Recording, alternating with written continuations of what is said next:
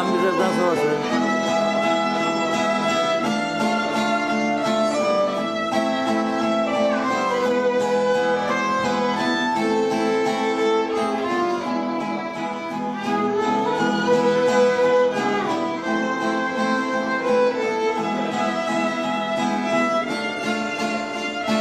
Bu çocuk mesela yeminle defter mefter var. Halkın kapısının şeyidir işte.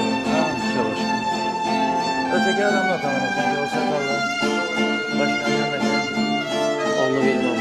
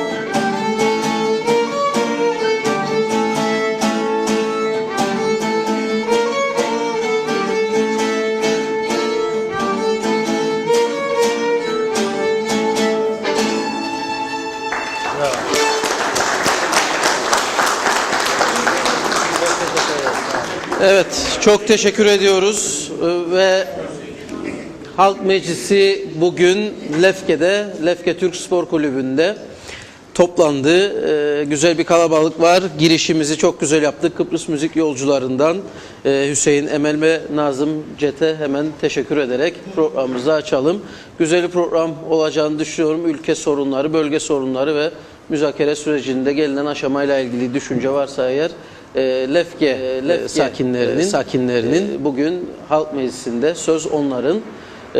Hemen sözü vereceğiz tabii. Öncesinde genel yayın yönetmenimiz Sayın Reşat Akar'a açılış sözünü verelim. Sonrasında da Lefke halkının, Lefke bölgesi sakinlerinin düşüncelerini hep birlikte dinleyelim. Evet. Öncelikle Lefke Belediye Başkanı Sayın Aziz Kaya bu organizasyonda katkılarından dolayı çok teşekkür ediyoruz. Bizim için Lefke tabii ki bütün Kıbrıslı Türkler için ayrı önemi olan özel bir bölgemizdir. Bir Türk bölgesidir. Ve bu güzel bölgemizin uzun yıllar mahrum edilmiş olduğunu da biliyoruz. Çok ciddi sorunlarının olduğunu da biliyoruz. Dolayısıyla bu akşamı heyecanla bekledik. Katılan herkese, eski belediye başkanımız Sayın Nekipzade de burada, milletvekilimiz Sayın Zorlu Töre burada, her zaman bizimle birlikte olan Hayvancılar Birliği Başkanımız Sayın Mustafa Naimoğulları burada. Katılan herkese, siyasi parti temsilcilerine, vatandaşlarımıza çok teşekkür ediyoruz. Bizleri ekran başında izleyenlere de sevgi, saygılarımızı gönderiyoruz. Kritik bir süreçten geçiyoruz. Kıbrıs sorunu artık ya bitecek aşamasına gelindi. Herkes böyle diyor. Geri dönüşü olmayan bir yola girildiği belirtiliyor. Çok kısa bir süre sonra toprak ve haritaların görüşüleceği İsviçre zirvesi başlayacak. O nedenle hem ekonomik sorunlarımızı, sosyal, kültürel sorunlarımızı hem de Kıbrıs sorunuyla ilgili düşüncelerimizi yapıcı bir şekilde ortaya koyarak liderliğimize, müzakere heyetimize de katkıda bulunabilirsek bundan büyük bir mutluluk duyarız. Ben herkese tekrar teşekkür ediyorum katıldığı için bütün konuklarımıza ve ilk sözü Sayın Belediye Başkanımıza verelim. Aziz Kaya Bey ile başlayalım diyorum. Hoş geldiniz.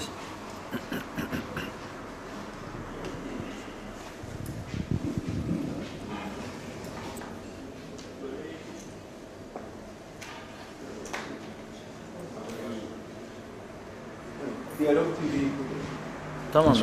Diyalog TV ailesine bu olanağı burada bu bölgeye tanıdığı için ben teşekkür etmek istiyorum.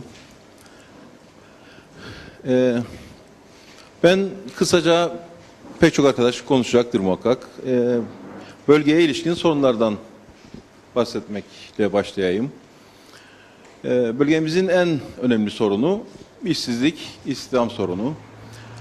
İşte bölgede Lefke Avrupa Üniversitesi, Lefke Belediyesi ve en önemli bacağı Cengiz Topel Hastanesi olmak üzere bir takım devlet kurumlarındaki kamu istihdamlarının dışında özel sektörün ya da fazla sayıda özel sektör çalıştıran iş yerlerinin bulunmayışından dolayı ciddi bir sıkıntı var. Ve bu bölgeden de bir miktar göçün nedeni, bölgedeki bir miktar göçün nedeni de konut sorunu. Çok uzun yıllardan beridir bölgemizde işte sosyal konut anlamında bir olanak sağlamamıştır devlet. Bu bir ciddi sorundur. Son işte 20 yıl kadar önce de Doğancı ve Cengizköy'de sağlanan konut alanları vardır. Buralarında herhangi bir altyapısı tamamlanmış değildir. Henüz daha değildir. Yani yolları yapılmamıştır, kaldırımlar yapılmamıştır, elektriklerinde sorun vardır, su tesisatları yapılmamıştır ve o şekilde durmaktadır. Bunun yanında Lefke, Yeşilyurt ve Gaziveren'de ciddi anlamda konut arsası oluşabilecek alanlar vardır. Bunlar için biz belediye olarak sürekli girişimlerde bulunduk. Bunların bir kısmı çok uzun yıllar önce askeriyenin boşalttığı alanlar olmasına rağmen şu ana kadar bir sonuç elde edilmiş değildir. Ama girişimlerimiz gerek bizim gerekse ilgili bakanlığın sürdüğünü biliyorum. Umarım ki önümüzdeki kısa dönemde bu konuda bir takım gelişmeler olur. LAÜ bölgemizin parlayan yıldızı. Son 3 yıl, 4 yıldır ciddi bir gelişme gösterdi. Bu dolaylı bir ekonomiye ciddi bir katkısı var.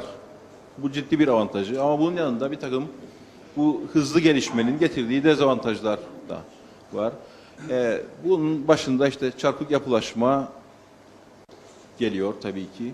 İnsanlar çarpık yapılaşmaya doğru yöneliyorlar ve bunu kontrol edebilmenin de yöntemi işte bir kent planının, Lefke kent planının oluşturabilmesi. Bunun için yaklaşık 6 ay önce biz belediyedeki teknik arkadaşlar bir çalışma yaptı. Bu şehircilik dairesine sunuldu. Çünkü onların başlatması gereken bir çalışma. Ama henüz o konuda da bir çalışma başlatılmış değil. Yani bu konuda işte bir üniversite var, bir eğitim kurumu ve bu alanda çok ciddi katkılar koyabilecek bir kurum. Ve onlar deklar etmesine rağmen bu çalışmaya her türlü katkıyı vereceklerine ve belediye, sivil toplum örgütleri ve şehircilikle birlikte bu çalışmanın bir an önce başlatılması gerekiyor. Çünkü her geçen gün dediğim gibi ciddi bir çarpıklaşma ortaya çıkıyor ve kısa bir süre sonra, işte 5 yıl sonra Lefke'nin belli bir bölgesinin, işte kampüsün civarının, gemi konağı Denizli bölgesinin ikinci bir Girne olarak ortaya çıkması hiçten olacaktır. Yine bölgemizde son 1,5 aydır yaşadığımız bir içme kullanma suyu sorunumuz var. En azından işte Lefke, Denizli gemi konağı bölgesinde daha fazla yakıcı olmaya başlayan bir sorun. Bunun da nedeni tabii bir takım eleştiriler geliyor, işte Türkiye'den gelen sunun alınması, alınmaması konusunda, ama bu vesileyle ben ona da bir açıklık getireyim şu an. Türkiye'den ulaştırılan suyun projelendirilmesi 2011 yılında yapılmıştır. O dönem varsayılan Türkiye'deki gelecek olan suyun Geçitköy'e gelmesi, oradaki barajın bugünkü haline getirilmesi ve oradan itibaren Kıbrıs'ındaki Su İşleri Dairesi'nin bu geri kalan dağıtım işini üstlenmesiydi. Yalnız süreç içerisinde bu değişti. Proje daha da yaygınlaştırılması öngörüldü. Adanın yerine götürülmesi öngörüldü. İşte sulama su anlamında da bir miktar suyun da burada kullanılacak olması falan gündeme getirildi. Ama o zaman öyle öngörüldüğü için Lefke, örneğin Lefke, Akıncılar, Girne'nin belli bir bölgesi, Değirmenli'nin belli bir bölgesi ve bir takım yerler bu projenin dışında bırakıldı. Yani bu var olan, şu anki var olan projede Lefke ve saydığımız işte bir takım yerler daha dışındadır. Ve şu an için yeni bir ikinci projelendirme söz konusudur. Bunun içine Lefke de katılacaktır. Ama bizim esas sorunumuz burada işte gemi konağı göleti, 4.200.000 metreküp kapasiteye sahip bir göletimiz var. Ve bu göletin tamamen kontrolsüzce ve her türlü uğraşımıza rağmen 1 Ağustos'a kadar oradan suyun çekilip ve şu an sıfır noktasına getirilmesidir. Çünkü gölet bu içme kullanma sularının altında olan bir gölettir.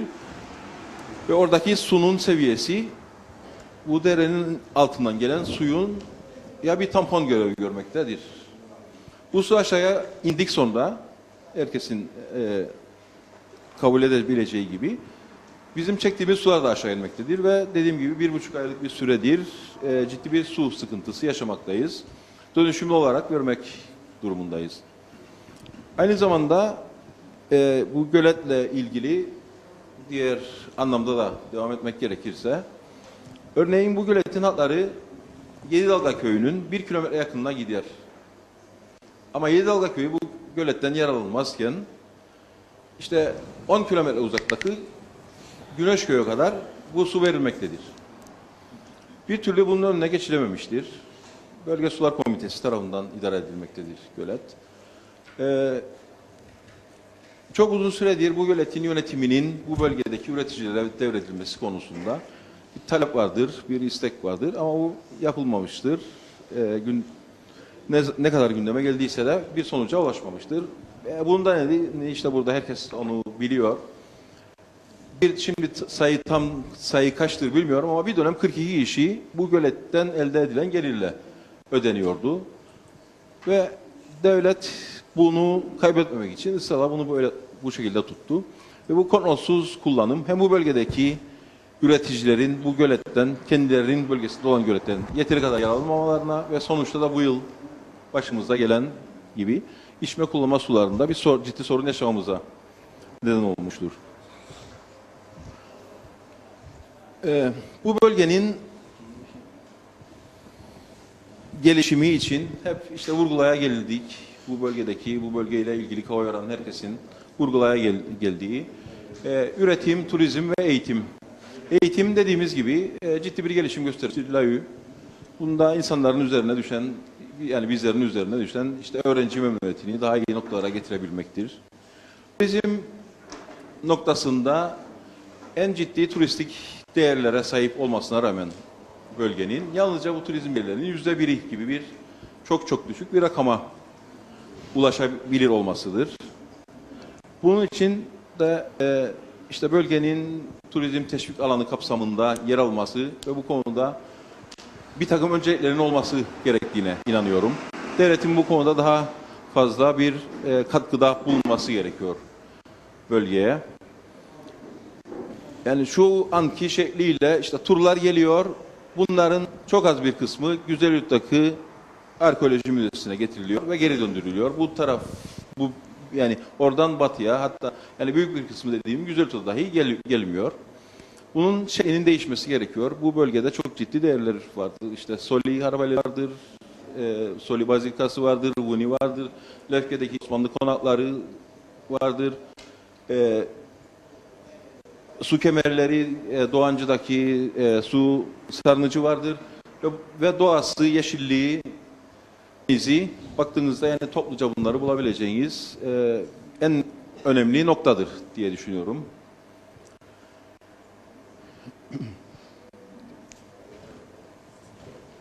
Ama yeterince değerlendiriliyor. Evet, yeterince Tamam. bu değer... Bir şey anlamadım ben, bu gemi konağı göletini deki suyu satıyorlar, birileri işletiyor bunu, devlet tarafından yoksa özel? Yani o konularla ilgili de yani edindiğimiz bilgi şu: işte 4 milyon kusur metreküplük bir kapasitesi vardır bu suyun. Bunun ancak 1 milyon metreküpü satılıyor. Geri kalan bir şekilde kaçak falan Bunu direkt mi oluyor. satıyor? Bunun da 500 bin tonu kadar tahsil edebiliyor devlet. Geri kalan yani 4 milyon ton civarında bir rakam kayboluyor. Yani bunu tahsil de edemiyor. Yahut işte faturalandıramıyor. Öyle bir noktada. Yani bu, dediğim gibi bunun bölgedeki üreticilerin öteceği bir birliğe 4 milyon metreküp suyun 500 bin Yalnızca 500 ancak diğerleri bin gidiyor. tonu tahsil Kim ediliyor, nereye evet. gittiğini bilmiyor bunun. yani kaçaklara Kaçak gidiyor mı? ve ya da tahsil edilemiyor faturalandırılanlarda. Ayrı bir haber. Yok, bölge sular komitesi. Yani su dairesi kaymakamlık carileri. Evet. Ben bir miktar tarım konusunda bahsetmek istiyorum. İşte biz bu bölgedeki insanlar hep vurgulaya geldi. Bu bölgenin alanı Kuzey Kıbrıs'ın %5'i, nüfusu da yine %5'ini tekabül ederken işte %35-40 civarında bir üretime sahip. Ve bu işte ciddi verilerle de ortaya konuyor ve bu her geçen yılda bir gelişme gösteriyor. Yani her ne kadar işte Doğancılı patates üretip de bu patatesi dereye dökme durumunda kalmış olsa bile yine inatla bu üretimi sürdürüyor ve bu her ürün içinde geçerli. Yani portakal içinde geçerli, narice türleri içinde geçerli, diğer alanlardaki üretim içinde geçerli. Bölgenin şöyle iki özelliği var. İstatistik bilgilere baktığımızda yani burada birçok rakam var. Ben birkaç tanesiyle örnek verirsem ki bunlar hep birbirinin paralel şeyler, rakamlar. İşte bakla, fasulye, börülce, kolokas, soğan, sarımsak. Bunlar da hep %45, %76, %55, %100 gibi bir üretime sahip. Ve ülke nüfusunun yüzdelik olarak 45, 57, %100, %32 falan diye gidiyor. Bir de verim anlamında da diğer geri kalan bölgelerden daha verimli. Yani bir dönüm araziden aldığınız verim de daha yüksek bir şeyde ya da ağaç başı olarak yapılan istatistiklerde de yine aynı şekilde bu istatistikler ortaya çıkıyor. Bu anlamda üretimin bu bölgede yani bu toprağında daha verimli olması göz önünde bulundurarak tarımsal üretimin ve buna bir anlamda tabii direkt bir anlamda bağlı olan hayvan üretiminin de ciddi sorunlar olduğu aşikar. Yani insanlar işte borçlarını ödeyemiyor ama dediğim gibi istihdam sorunundan dolayı da bu üretimi devam ettirmek durumunda kalıyorlar. Topraklar verimli ve bir çıkış yolu da bulunamıyor. Ürünü değerinde satamıyor. Sattığını alamıyor, bazı zaman hiç satamıyor. Bunun için bölgenin ciddi bir kooperatifleşmeye ya da bir takım kooperatiflerin birleşip bir kümeleşme oluşturup bir girişimde bulunması ihtiyacı var. Bu tür bir çalışma Esnaf ve Sanatkarlar Odası'nın başlattığı bir çalışma var. Karpaz bölgesinde böyle bir girişim var ve o konuyla ilgili bir takım görüşmelerimiz oldu.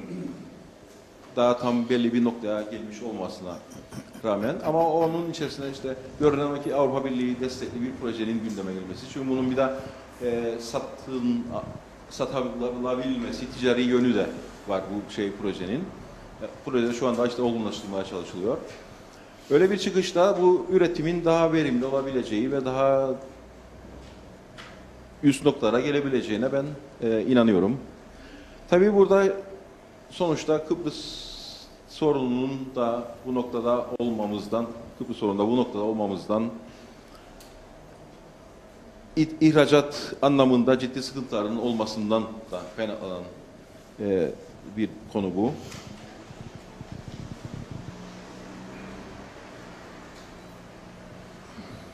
Burada genel sorunlar içerisinde bahsedebileceğimiz işte devlet dairelerinin ve bunların fiziki altyapıları anlamında ciddi eksiklikler var diyeyim.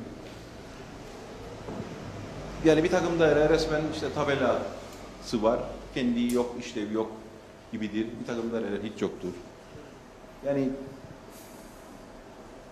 bölgenin işte gaz veren Doğancı, Taşpınar ve Yeşilyurt'taki insanları İstihat Sandığı ve Sosyal Sigorta için Güzelurt'a gitmek durumundadır. Yine güvenlik anlamında polis teşkilatlarıyla ilgili bir şey olduğu zaman gaz veren Doğancı ve Taşpınar Güzelurt'a yönelmek zorundadır. Burada bir polis karakolu varken, hatta burası polis genel yani ilçe merkezi buradayken bir dönemler.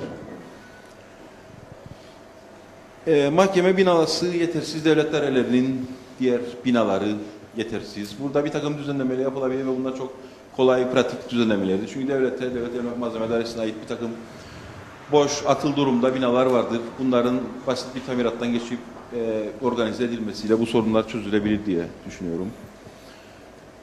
Okullarımızın her zaman sorunları, her yıl yeni sorunlar ortaya çıkmaktadır. İşte 4-5 yıl önce Lefke Lisesi'nin bir takım sorunları vardı. Onların özellikle Okulayla Birliği'nin 3 yıllık ciddi bir çalışmasından sonra bu yıl fazla bir sorun yaşamadılar, ama şimdi de Cengiz Topel Endüstri Meslek Lisesi o sorunu yaşamaya başladı. Çünkü aynı bölümlerin Güzelurt'ta açılmasıyla bir miktar öğrencinin oraya gitmesi ve çok az sayıda bir öğrenci alımı gerçekleşti. Bu 3 yıl 4 yıl sonra düşündüğümüzde okulu da kapanma noktasına da gelebilir.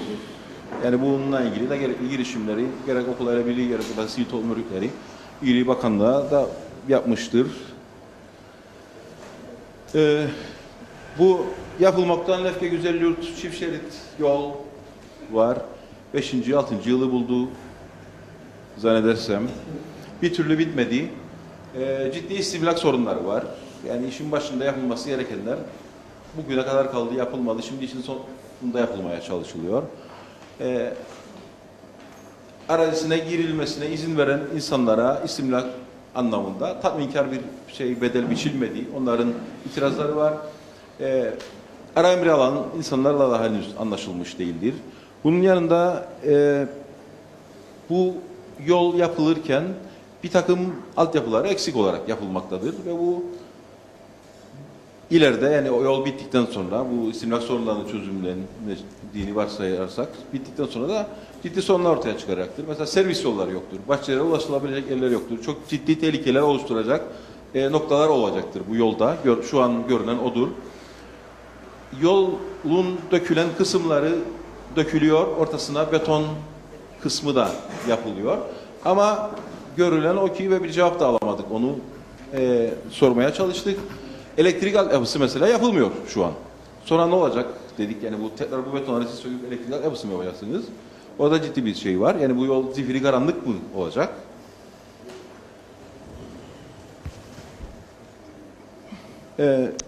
İşte bilmem üzerine ne kadar çok konuşmak gerekir ama bir Cengiz Topel Hastanesi falan konusu var. Herhalde artık temsilciler ona döndü. Fazla var. konuşmaya da gerek var mı? Yani bunu bilmeyen var mı bu konuyu?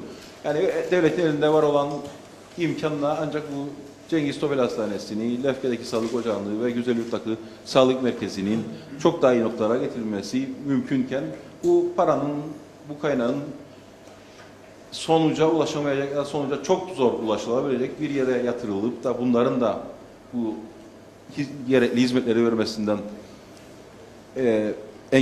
vermesine engel konulması da anlaşılır bir şey değildir. Dediğim gibi bunun üzerinde fazla bir şey ne yapılabilir, ne kadar konuşulabilir daha. Yeteri kadar konuşulduğunda Herhalde inanıyorum ben.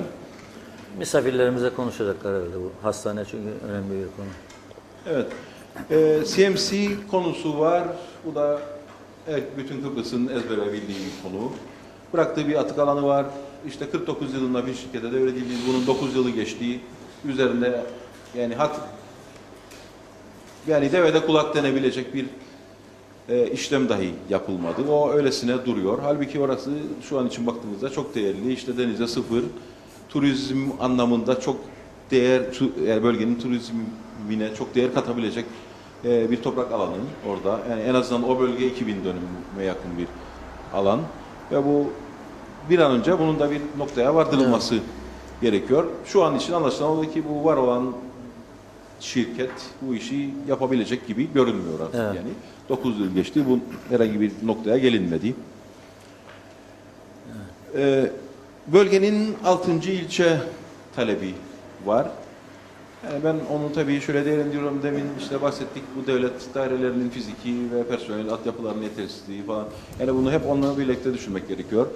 İşte merkezi bir idarenin bir yansıması anlamında değil de yerinden yönetebilmenin, yerinden yönetilebilmenin bir basamağı olması gerekiyor bu 6. ilçe. Bu da işte tüm kurumlarının gerek altyapı olarak, gerek personel olarak, gerek anlayış olarak hazır olarak bu ilçeleşmenin gündeme gelmesine gerektiğine inanıyorum. Devam ediyor musunuz başkanım? Neyse. Birazcık paylaştıralım konuları. Tamam. Eksik kalırsa en son sizinle yine noktalayalım. Alalım Teşekkür ederim. şeyi. Evet. Söz isteyenlere hemen takdim edelim. Buyurun Özgür Bey. Ben Lefke Vakfı Mütevelli Heyeti Başkanı Vehit Nekipzade. Öncelikle Diyalog TV ailesine, Sayın Reşat Akar'ın şahsında bu güzel, bu değerli programı Lefke'de kurdukları ve yayınladıkları için çok teşekkür ederim.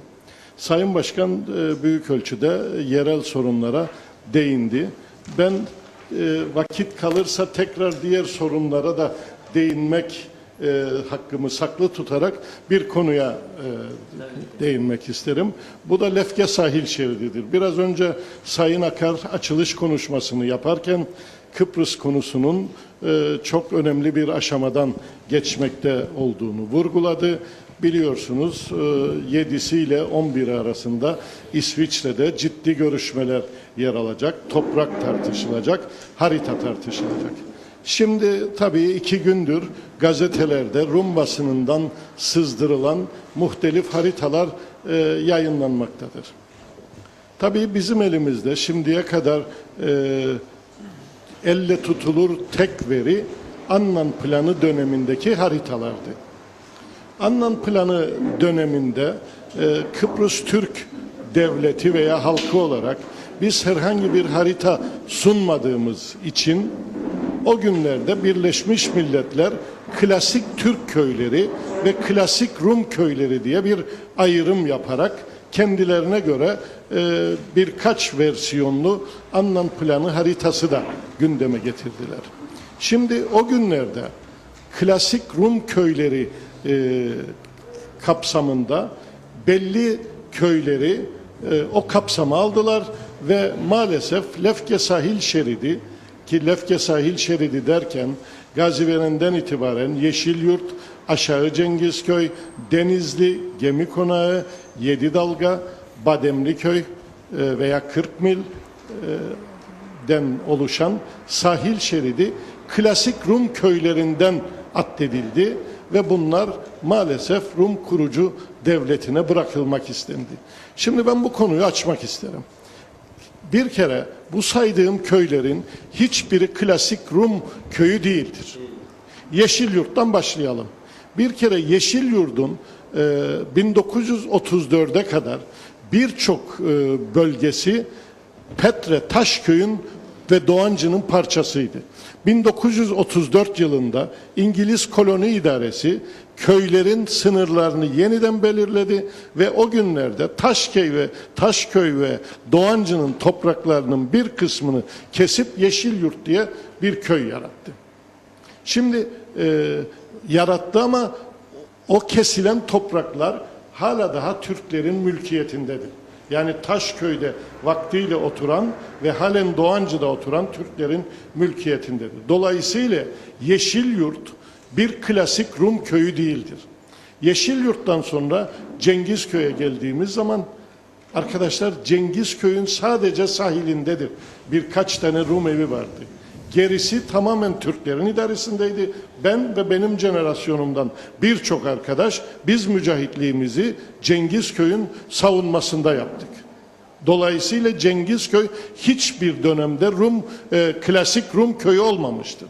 Sonra geçelim Denizli'ye. Denizli'nin %85'i Kıbrıs Maden Şirketi'ne ait bir yerdir.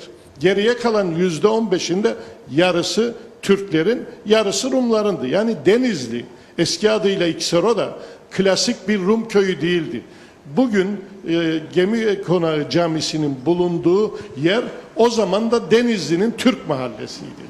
Ve Türkler o bölgede yoğunlaşmıştı. Rumlar da ana yolda yoğunlaşmıştı. Köyün ilkokulu da oradaydı. Hatta bugün içinde bu binada Lefke Türk Spor Kulübü binasında bu programı yapıyoruz ya, Gemi Konağı'ndaki Denizli'deki spor kulübü de bir yıl önce kurulmuştu Lefke'deki spor kulübünden. Yani bu kadar Türktü orası da. Geçelim Yedidalga'ya. Gemi Konağı toprakları, bugün isim vererek daha kolay herkes anlasın diye isim vereyim.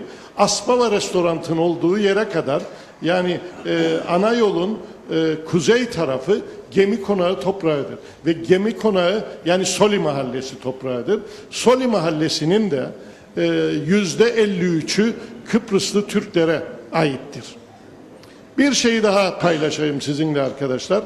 Şimdi 1963 olaylarında birçok köy, 103 köy boşaltıldı.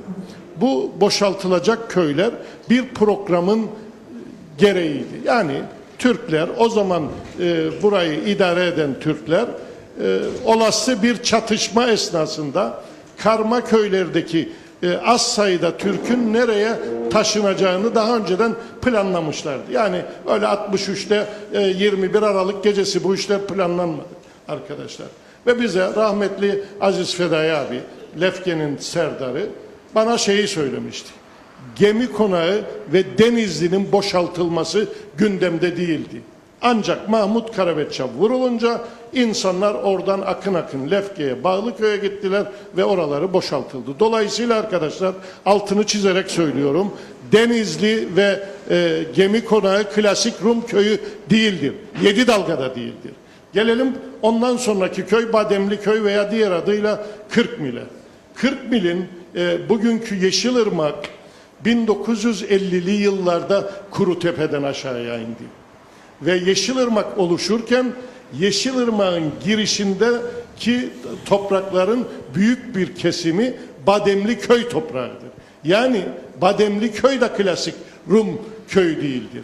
Dolayısıyla arkadaşlar bunu başta Sayın Cumhurbaşkanımız ve müzakere heyetindeki arkadaşlarımıza, ki biz bunları yazıp kendilerine daha önce de ilettik, bir kez daha bu program aracılığıyla anımsatmak isterim. Lefke sahil şeridi hiçbir dönemde klasik Rum sahil şeridi olmamıştır. O nedenle buna çok dikkat gösterilmesi lazımdır ve Lefke sahil şeridi Kıbrıs Türk Kurucu Devleti toprakları içerisinde kalmalıdır. Aksi takdirde bu şeridin yitirilmesi halinde Lefke, Bağlıköy, Doğancı, Gaziveren ve Taşpınar ve Çamlıköy ayakta duramaz arkadaşlar. Bunu da lütfen arkadaşlarımız böyle bilsinler. Peki. Diğer konulara daha sonra değinme hakkım baki. Teşekkür ederim. Sağ olun. Ne kadar çok farklı konulara arkaya verelim. Sonra size gelelim. Böyle ayağı alırsak. Evet. Buyurun, tanıyalım sizi efendim.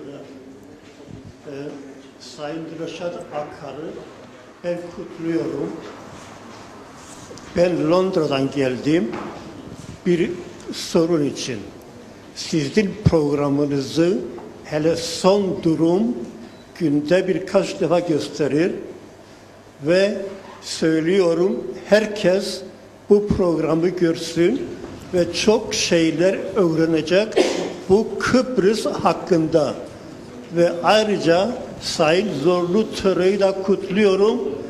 Çok iyi şeyler söylüyor bu müzakereler için Kıbrıs hakkında. Şimdi ben buraya geldim bir konu için söylediğim. Güzel Yurt Tapu Dairesi'ni protesto ediyorum. Şimdi tuttular, uydu varmış ve giderler tarlaları ölçerler ve başkasının tarlasını ona verirler. Benim tarlamı epey aldılar ve o kişiye verdiler. Ben de şimdi onun için buraya geldim. 2 sene evvelisi gene başka bir tarla komşunun aldılar. Evlek vardır. Şu yüzlerce sene 1 metre evlekten yukarı çıkardılar ve evlek yıkılsınmış ve ona verdiler ve o bir taraftan 30 ayak genişliğinde gene tarla verdiler. Bu güzel Yurt Tapu Dairesi'nin yaptığı doğru değildir. Lazım bu şeyleri durdursun. Daha evvel giderlerdi, ölçüyle ölçerlerdi. Benim tarlamı da böyle gazlık koydular. Şimdi uydu geldi. Biraz önce söylediğim tarlamı o birine verdiler ve şimdi buraya geldim. Peki. İsterim Kıbrıs konusu için ama şimdi söyleyeyim yoksa biraz sonra. Şimdi çok uzatmadan şey edelim hızlı. Şimdi Kıbrıs konusu için ilk söyleyeceğim şey Recep Tayyip Erdoğan'a ben söylemek istiyorum. Rumlar Türkiye'yi suçluyorlar. Kuzey Kıbrıs Türk Cumhuriyeti'ni yine suçluyorlar. Ve Sayın Erdoğan Türk askerlerini buradan geri çekme ve garantörlüğü de kaldırma. Ve Rumlar nereye isterlerse gitsinler söyle. İsterse çözüm olsun, isterse olmasın. Şimdi Sayın Akıncı büyük bir hata yapıyor. Kuzey Kıbrıs Türk Cumhuriyeti'ni, devletini yıkıyor. Ve Rumlarla beraber ortaklık yapacakmış. Ortaklık Rumlar yine devletçiye karışacaklar. Burada Türkler istediğini yapamayacaklar. Ve bazen diyorlardı dış ülkelerden buraya gelsinler. İngiltere'de 300.000 Türk vardır. Avustralya'da başka yerlerde. Böyle şu Akıncı diyor 2 bölgeli, 2 devletçik bilmem ne, 2 bölgeli olmayacak. İç içe burada yaşayacaksınız. Rumlar ne isterse yapacak. Topraksız kalacaksınız Türkler. İşsiz kalacaksınız. Eğer bu çözüm olursa ve diyorum Kuzey Kıbrıs Türk Cumhuriyeti yaşasın.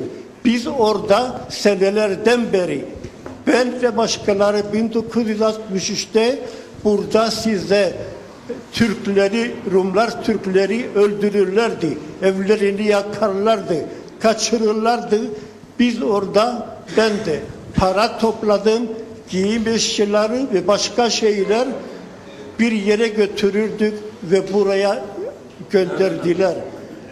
O bir şeyden söylediğim gibi Rumlara güvenilmez. Şimdi Sayın Akıncı bir defa kendine duydunuz mu desin biz Rumlara güvenirik. Hayır. Demedi. Rumlara güvenilmez ve Sayın Akıncı yine dedi 350 polisimiz olacak. Ne için bir kere demez. Rumların 100.000 askeri vardır.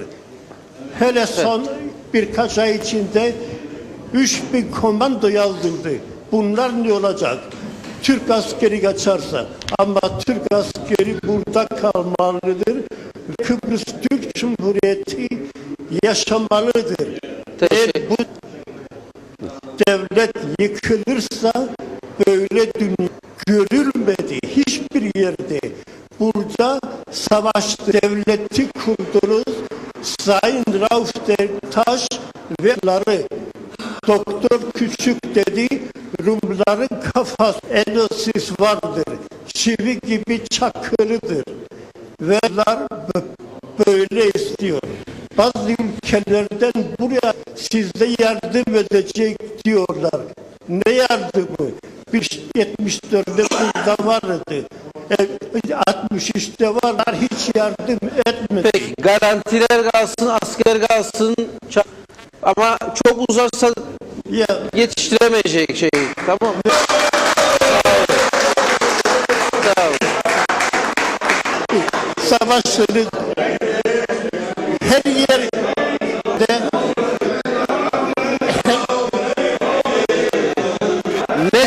Mesaj çok net. her yerde herkes savaşır, devlet kurar. Peki. Siz burada devleti istiyorsunuz. Şeyi al diğer tarafa da. Sayın Akıncı, hatta Peki. Verilen tarafa devam edelim. Görüşleri de olabilir.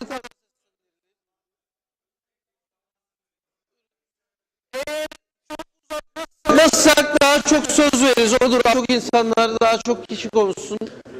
Ben Gürsel Karagözlü, LEF Komitesi üyesiyim. Devletimizin yönlerinin LEFK'ye ilgi göstermediğini bu akşam da anlamış bulunuyoruz. Deni 3-4 hafta önce Güzelyurt'ta da bir program yaptınız. Güzelyurt Bucak milletvekilleri oradaydı.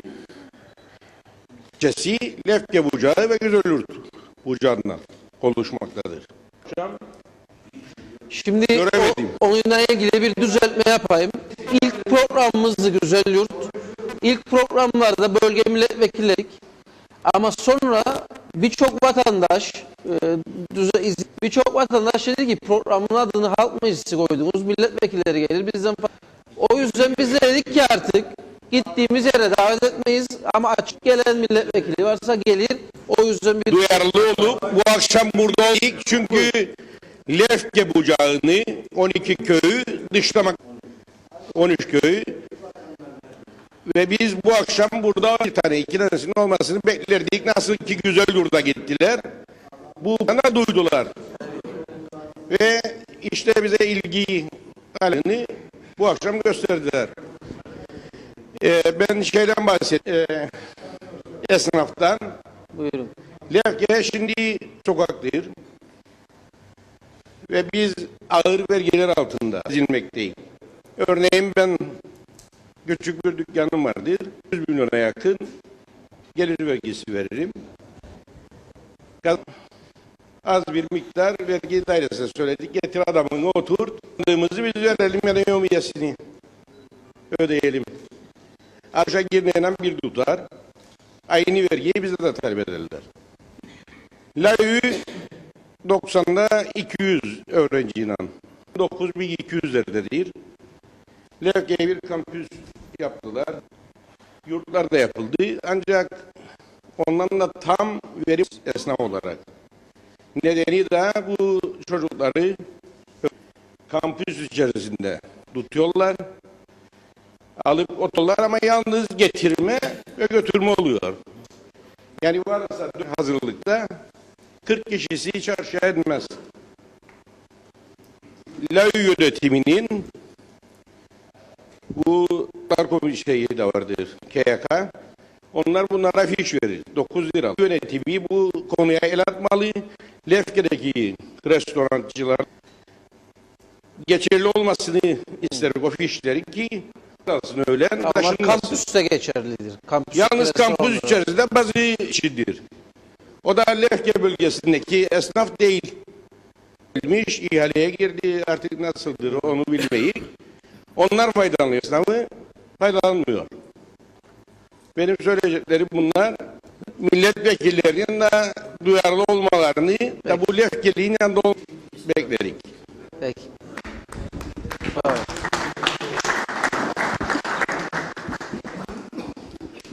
Evet. Hasan Lefke Turizm Derneği Başkanı. Gürsel abimizin söylediği bölgemizin 6 milletvekili var. Ne yazık ki bu 6 tamamı Güzelyurt kökenli olduğu için 1900'den beri Kuzey Kıbrıs'ta en fazla her anlamda ihmal edilen hem siyaset çok ilgisiz hem gelmiş geçmiş tüm hükümetler ilgisiz ve kaderine terk edilmiş bir lefke görüntüsü var her zaman. Bunun değişmesi gerekiyor ve yavaş yavaş da değişiyor. Halk artık hükümetten, milletvekillerinden, bakanlardan bitmiş durumda birçok halk ve kendi çözümlerini kendi bularak kollarını yürüyorlar. Buradan çağrımız lefkenin nasıl gelişeceğiyle ilgili bir lefke kalkınma planının hazırlanması gerekiyor. 74'ün kapanmasıyla birlikte lefke çok zor günler geçirdi. Kendi içerisinde nüfusu dibe düştü. Ta ki 1990'da üniversitesi açılsın ve lefkeye yeni bir canlılık gelene kadar.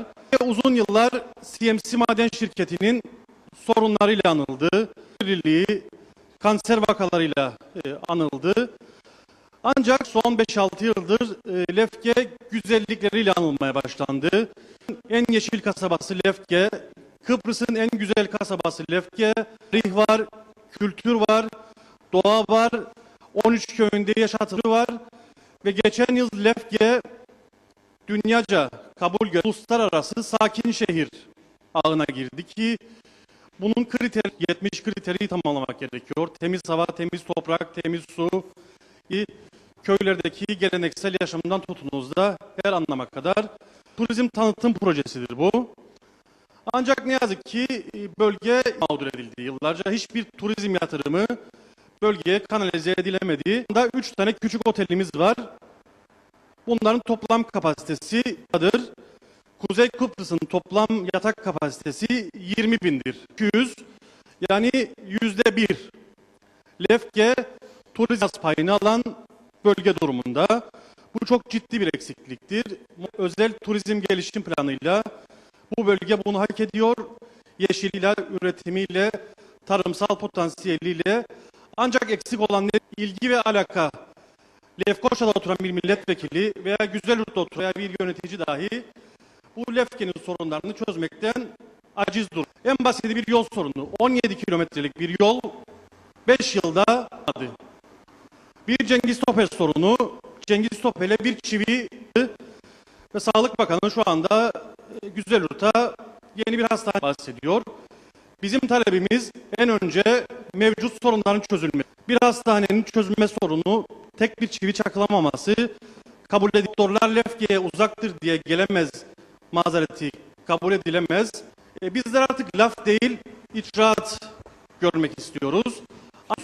Gelmiş geçmiş bütün hükümet programlarında CMC maden copy paste, kopyala yapıştır şeklinde bütün hükümet icraata baktığımızda birilerine peşkeş çekme, sağlama dışında yapılan hiçbir icraat yok. Halkın bu yüzden siyasilere, bizler de dernek olarak Lefke Belediyesi ile işbirliği halinde valler düzenliyoruz. Ve hiçbir siyasetçiye kurdele siyasetinin kurdele kestirmiyoruz. Ve açılışı halk yapıyor. Çünkü en yüce değer halktır bize göre ve halkın dolayısıyla bu Lefke halkı da yıllardır mağdur edildi, geri bırakıldı, tam da geri bırakıldı. Umarız ki bundan sonra halk birlik beraberliğini sağlar. İsterse de birlik olur. Mesela Lefke Spor Kulübü'nü hatırlıyorum ben. 3-4 sene önce bir daha binlerce insan Lefke'den çıktı, Lefkoşa'ya gitti, kupayı alıp geldi. Birlik beraberliğini sergilerse çözemeyeceği hiçbir sorun yoktur. Diğer Kıbrıs sorununun çözümüyle de birlikte Kıbrıs'ın en değerli olacak, hak ettiği şekilde bu sorun çözülürse umarız ki Lefke görür, biz de o günleri yaşarız. Peki. Çok teşekkürler. Sağ olun. ön tarafa ver hemen Cavit Bey. Arka tarafa gelelim. Cavit Atalar, Yeşilırmak Yedil Halka Üreticiler Birliği Başkanı. Hoş geldiniz diyorum Diyalog TV'ye. Biz bazı zamanlarda politik ayağına gidemiyoruz. Siz bizim ayağımıza geldiniz. Onun için sizleri tebrik ediyorum. Yeşilırmak Yedil Halka Üreticiler Birliği Kıbrıs'ta kaliteli en iyi üretimi yapan teşkil ettiği bir birliktir. Zaten Sayın Belediye Başkanı arkadaşların söylediği gibi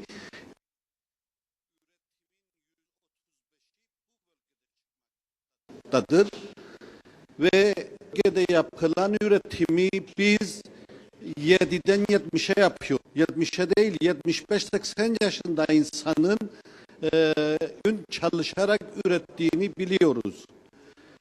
Bizim bize bu konuda hükümetin yasıdır. Biz bilhassa Yeşilırmak Yedidalga bölgesinde agroturizm çalışmalarımız vardır. 10 yıl, 15 yıl kadar oluyor. Herhangi bir destek henüz gelmiş değildir. Çok iyidir. Çünkü ben Lefke ve bölgesi Yeşilırmak Kıbrıs'ın en iyi iklimine sahip, en toprağı olan, en iyi suyu olan bölgedir. Ve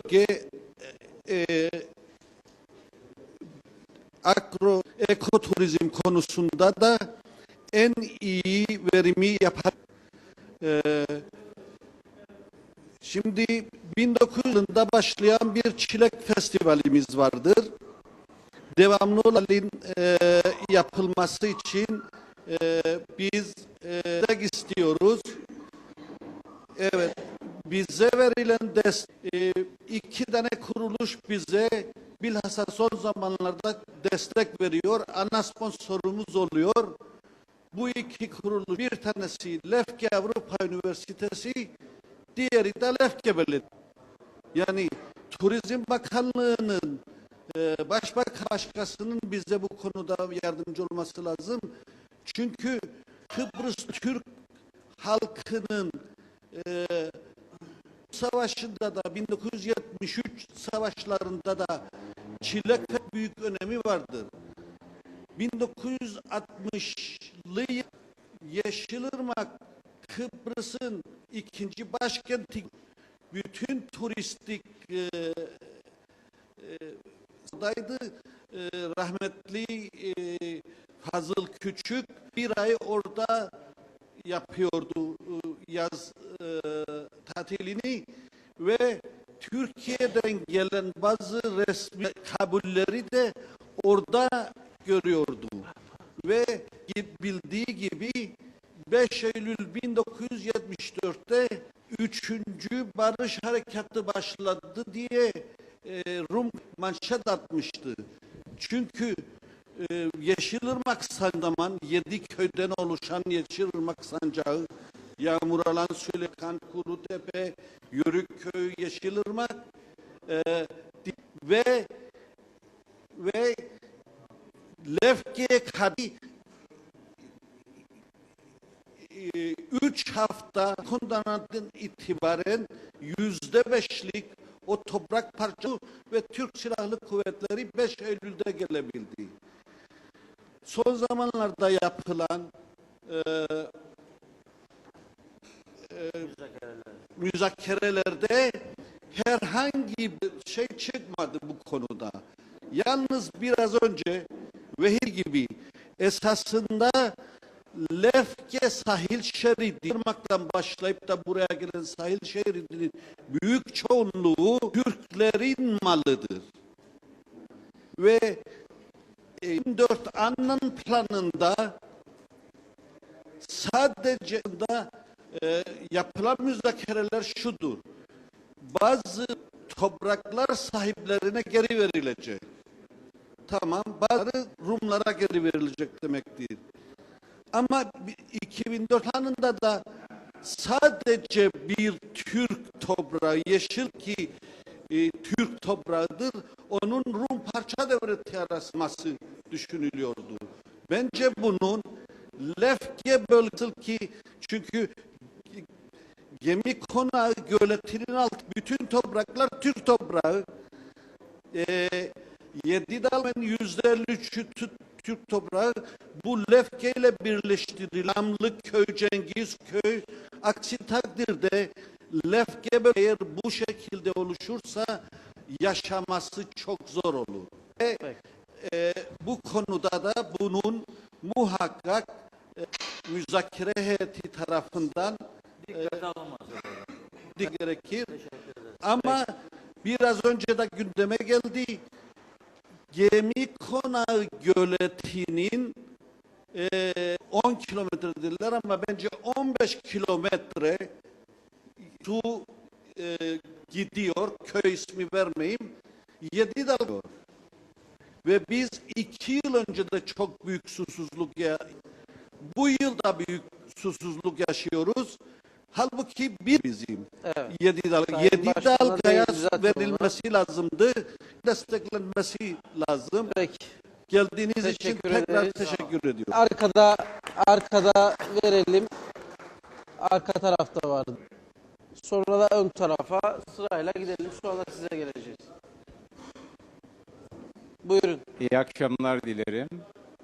Sayın Reşat ve Reşat Akar ve ekibine de sonsuz teşekkür.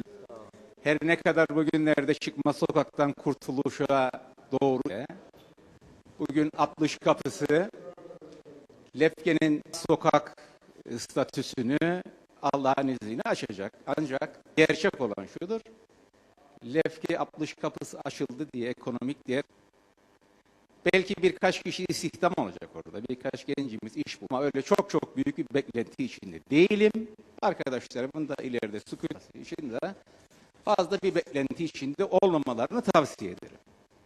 Az önce Hasan arkadaşım tam benim de parmak basmak istediğim bir hususa bastı.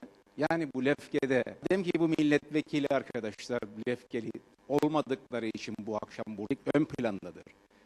Hiç mi bizim içimizden bir milletvekili adayı çıkmaz? Şimdi benim söylemeye çalıştığım şudur.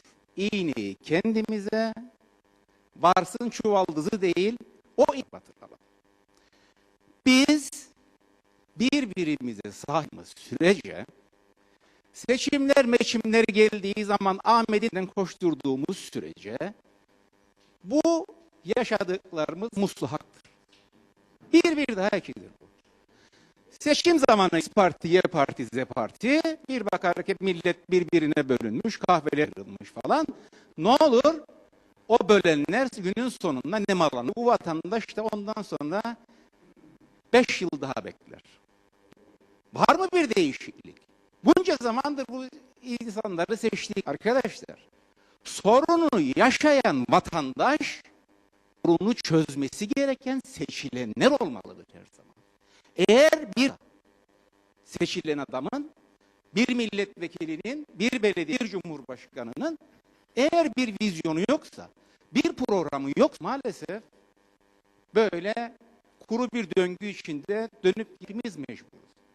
1986 yılından beri ve 86 yılından beridir de gerek Avsun Spor Kulübü'nde pek yöneticilikte bulunmadım ama gerek Avcılar Kulübü'nde kendi iş kolumda bütün kurumlarda sorumluluk üstlenerek yöneticilik görevlerinde çok bulundu. Önce Hasan arkadaşımın söylediği Lefke Çevretme Tanıtma Derneği'nin kurucularından bir tanesi. Niye ayrıldım? Kendi ayağımıza kurşun sıktığım ayrıldım. Ne yaptık? CMC, kanser, Lefke. O dönemi hatırlayın. Acak vatandaş bile sorardı. Aman Lefke'nin portakalını bırak, ıspanağını. Biz kendi kendimize yaptık. Halbuki bu güzel doğaya sahip, o kadar güzel tarihe sahip bir noktadır ki CMC'ye mi gelelim?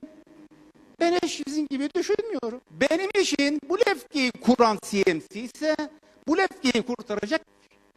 Ama vizyon lazım, görmek lazım. Turizme biz kazandırmış olsak, düşünebilir misiniz?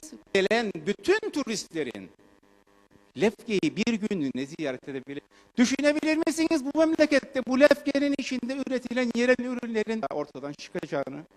Küçük boy işletmelerin ne kadar hayat bulacağını? Gelelim üniversiteye. Tabii ki üniversite artık can damar. Gene ayağımıza kurşun sıkıyoruz. Ne yapıyoruz? Karar. Aman efendim 2 odalı bir yer, aylık kirası 1000 lira. Allah'tan kork. Bunlar gerçeklerdir. İzlenmeden bu gerçekleri göz önünde tutmazsak eğer, bakın ne diyorum, önüne çıkın yazda, orada düşünelim. Eğer bir kişi bulursanız öğlen, sizi kaldıracak, ne istersin? Öğrenci gittiği an itibariyle Lefke merkezde top oynar arkadaşlar. Bu çocuklar, bu öğrenciler bizim velinin ve biz Lefkeliler olarak bu çocuklara sahip çıkacak en az çocuğumuz gibi. CMC konusu benim için temizlenmesi de çok zor bir olay değildir esasında. Mühim olan alternatiflerini ortaya koymak. Şimdi başka bir şeye daha vurgu yapmak isterim. Bu gibi toplantılarda laf üretmek çok kolaydır. İki arkadaşımız da onu çekiştirir, bunu eleştirirsin. Ya şu şöyle olsaydı. Hakikaten onu yok. Elini taşın altına koyan yok. Çok ki bu binanın altında bir salonumuz var. Ve orada da bir levhamız var. Lefke Kulübü. Biz Lefke'de 24 tane gönüllü bir Lions kulübüne üye olduk. O kulübün adının Lions hiç önemli değil. O kulübün bölgemizdeki okul kurumlarına hizmet vermesi çok önemlidir. Bugün gezerek bizim Lefke'deki sağlık ocağımıza, gerekse Cengiz Top'a hala daha kulübümüzün yaptığı bağışlar orada durmaktadır.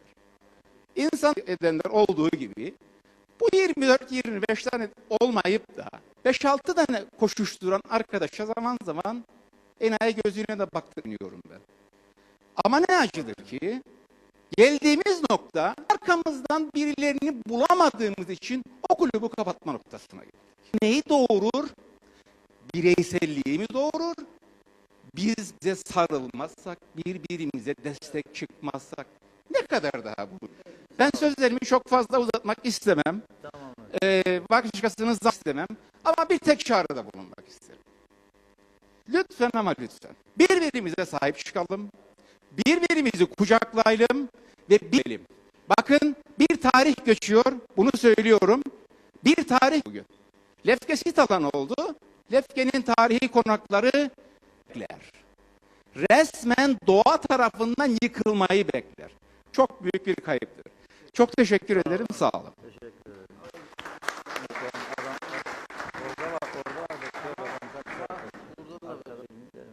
Ben Ahmet Öksüz, Lefkeliyim. Lefke'de doğdum. Öksüz. Bahçeciyle uğraşıyorum. Şimdi Lefke 1958 60 bu şeyleri yaşarken Lefke çok iyi bir yerdi. Alelim 74'ten sonra siyasilerimiz ancak da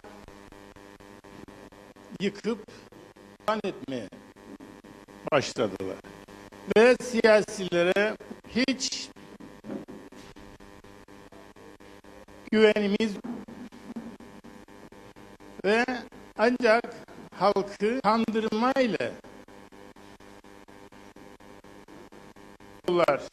günlerini, yıllarını 10.000 nüfusu olan bir yerdi. Şimdi olan bir yerdir. Lefke kasabaydı. İngiliz zamanlı kasabaydı. 60 zamanı Cumhuriyet kurulunda tekrar kasabaydı. 74'e kadar kasabayı yıkıp güzel yurda taşıdılar.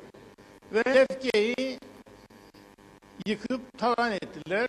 Yalnız ülkeyi talan ettiler. Sayın Reşat Bey, Siz de medyadasınız, hep duyarsınız. Yani bu ülkeyi talan edenlerdir ve narenciyeyi gene siyasilerdir. Her şeyini battıran siyasilerdir. Yani bunlara hiç el atmazlar. Yalnız konuşurlar. Seçim zamanı her tarafı oy, yani vekilin işi oy toplayıp sağlamak gibi bir oyunla oynadılar yıllardır, 40 yıl. Yılda yapılmayan şeyler 11 tane kas vardı. Bunlar nereye gitti? Narenciye sıfırlan, devlet narenciye alır, götürür fabrikada, kaybolur, vatandaşa para verir. Ve ondan sonra gelir vergi, vatandaştan vergi. Ben emekli çıktım, kamyon sürerdim, emekli çıktım. Benden vergi istedi. Dedim vergimi ve emekli çıktım. Ondan sonra vergi geliyor bana. Ve bahçem var, bahçemin aldığım para, ben nereden vergi? Bir de vergi dairesine gittim de yine karşılaştım. Başkasının vergi kağıtları benimde bulundu. Benden ne talep edersin bu müdüre? Karıştı. Ben de bu vergiyi vermem. Zaten ödedim vergimi. Çıktım. Üstelik devlet Rum'u bırak, onu bırak, şunu bırak. Devlet kendi kozu gelip yol alacak, yol yapacak, içine ağaçlarını söküyor. Bugün kilometre yol yapıyor Güzelyurt'tan bu tarafa. O yolu değiştirirler. Yani kendi güzel değiştirirler. Geliyor, engellerle karşılıyor. Bizim malımızın içinden geçiyor. Ve onu hükümet nasıl hükümettir? Bu vekiller nasıl vekildir? Yani bir hükümetin bu ülkeyi nasıl idare edecekler? Para olması lazım. Sigortayı ödeyecek, sigorta ödeyecek, borçlanır. Benim hakkım nerede? Benim hem kanal para malımdan aldılar, parasını vermediler. 10-20 senedir. Geldiler başka malımı söktüler, limonları söktüler, parasını kaldı 2,5 yol kaldı 27 kilometre 4 yapamadılar. Hangi yol yaptılar? Yollar yani hatta ölen insanlardan fazla yollarda insanlar var burada. Çember, düzgünsüz yollar, yapısı yok. Nasıl yol yapıyorlar? Yani hep ancak konuşuyor. Yıldır bu ülkede eğer bir idare olunmazsa siyasiler yapamaz. Bu siyasiler çekilip 1970'te doğan insan, onlar gelip bu ülkeyi idare eder. Başka şansımız yok. Bir çözüm olmazsa gene hiçbir şey olmaz. Çözüm olacak ve şimdi tüccarlar işte Rum'la rekabet yapamayıp bir şey yapamayıp, kardeşim rekabetle yaşat olmazsa bir ülkede düzen olmaz. Bugün bir peyniri yollar açılmadan evvel 20 liraya alıyordu. Yollar açıldı 10 lira. Nasıl ticarettir? Yani bir usta, onun için bu ülkede artık yaşanmaz. Şimdi çözüm olmaz soruyorum ben. Çözüm olmazsa ondan sonrasını düşündüğünüz var mı? Getiresiniz bu insanlara, sizi refaha karıştıra. Yemeği alır mı götürür mü? Ya da almazsan öder mi o parasını? Sen bak bu şeydeyim, ben de alayım parasını da şeydeyim. Yani bir çözüm getirmez. Getirmezler de. Onun için bu ülkede bir şarttır. Tamam. Ve çözüm olacak. Biraz rekabet olacak. Peki. Bir devlet eğer olsa, parası yoksa kesinlikle çözemez. Ben inanmıyorum ve siyasilere inanmıyorum artık. Teşekkür ederim. Tamam. Bir ara verelim. Şimdi yok. Ara mı Bir nedir durumumuz? Evet. Ara. Şimdi Bir dakika. bir ara vermemiz gerekir. Sonra da sıradan gidelim. Tamam, bir ara verelim. Hemen ardından devam edelim.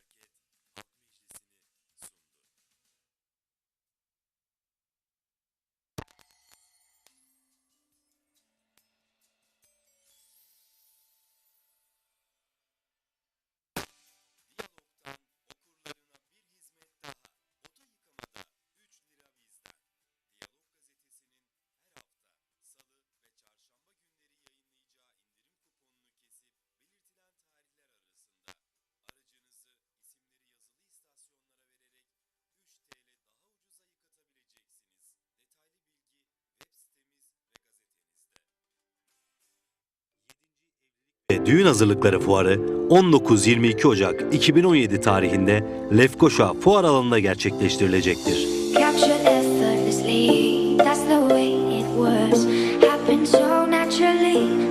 Gelinlik, abiye, moda evleri, erkek giyim firmaları, iç giyim firmaları, düğün, salon ve mekanları, oteller ve restoranlar, düğün ve nikah organizasyon firmaları ve daha birçok sektörden onlarca firmanın katılacağı aşk kokan bu eşsiz fuara tüm halkımız davetlidir.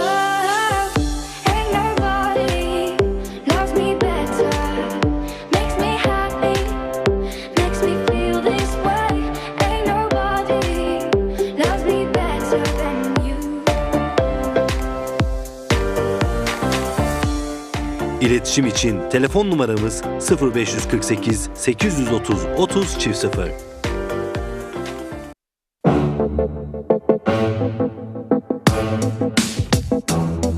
Kurucuoğlu İnşaat Emlak, sektöründe uzun yıllardır tamamladığı ve devam eden tüm projelerinde her zaman kaliteli ve çağdaş yaşamın çizgileri, dayanıklı ve estetik mimari yapısı ve kullandığı kaliteli malzemelerle siz değerli müşterilerinin sevgi dolu yuvalarını inşa ediyor. Kurucuoğlu Emlak Alım Satım, İnşaat, Arsa Parselasyon ve Gayrimenkul Değerlendirme hizmetleriyle sektörünün yükselen değeri. Kurucuoğlu İnşaat Emlak, kaliteli ve çağdaş yaşamın mimarı.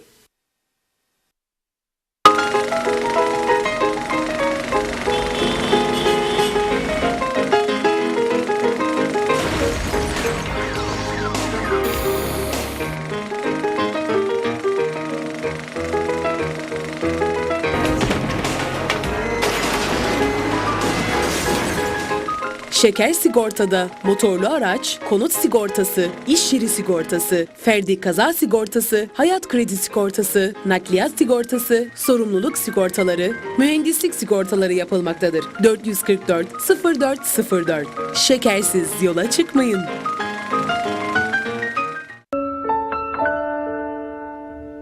Her yeni gün bir umutla başlar. Önce yürekten gelir ilk adım. Sonra ise bedenden. Doğa uyanır, herkesten önce ki hazırlar bizi yaşama. Sonra gün uyanınca ilk alın teri damlar ve emek doğar. Bereket gelir yarınlara. Gerçek lezzetin öyküsünde sağlık, doğallık ve emek vardır. Sevgi vardır. Çocuklarınız ve sizler daha kolay her yerde Maraş'ın gerçek tadına ulaşın diye yılların lezzeti artık özel kutulara da girdi. Bu doyumsuz lezzete ulaşabilmeniz için Lefkoşa ve Girne'de sınırlı sayıda dondurma bayiliği verilecektir. Pekur Limited, yangın güvenliği sektöründe insan hayatına verdiği önem ve sorumluluk bilinciyle çıkmış olduğu yolda 24 yıldır siz değerli müşterilerine hizmet vermekte ve çözüm üretmektedir. Uluslararası kalite belgeleri sahibi Pekur, Lefkoşa Organize Sanayi Bölgesi'nde birçok konuda çözümler sunmaktadır. Yüksek Alman teknolojisi Furex ve Bioversel'in Kuzey Kıbrıs Türk Cumhuriyeti'ndeki tek yetkili temsilcisi olan teknik servisiyle otomatik yangın söndürme sistemleri kuran tüm dünyada lider çözüm ortaklarıyla kendi üretimleriyle Pekur Limited her türlü yangın riskine karşı daima yanınızda. Pekur Limited 28. Sokak numara 8 Organize Sanayi Bölgesi Lefkoşa'da. Telefon 0392 225 7840. Detaylı bilgi için www.pekurltd.com. Bafra, doğadan gelen lezzetleri sofralarınıza taşıyoruz. Bafra, yerli üretim, doğal ve kaliteli zeytinyağı çeşitleri. Dalından kopartılmış ilk günkü lezzetinde Bafra Çakıstes. Özenle hazırlanıp paketlenmiş sele ve köy zeytini çeşitleri. doğal sağlık deposu Bafra Harnut pekmezi ve unu, annelerimizin tarifiyle hazırlanmış macun çeşitleri, peteğinden sofranıza katkısız ve doğal bal çeşitleri, sandviçlerimizin olmazsa olmazı Bafra Bigla, en iyi kalite, besin değeri yüksek bakliyat çeşitleri, ev yapımı gulurikya, makarna, erişte, ev yapımı tarhana ve kurutulmuş molihiya hazır ürünlerimizle sofralarınıza doğal olanı taşıyoruz. Bafra, yöresel lezzetler. Tüm marketlerde. İş veya personel bulmak hiç bu kadar kolay olmamıştı. Güncel iş ilanları her pazar gazeteniz Diyalog'ta. Diyalog gazetesi ve İK Master işbirliğiyle.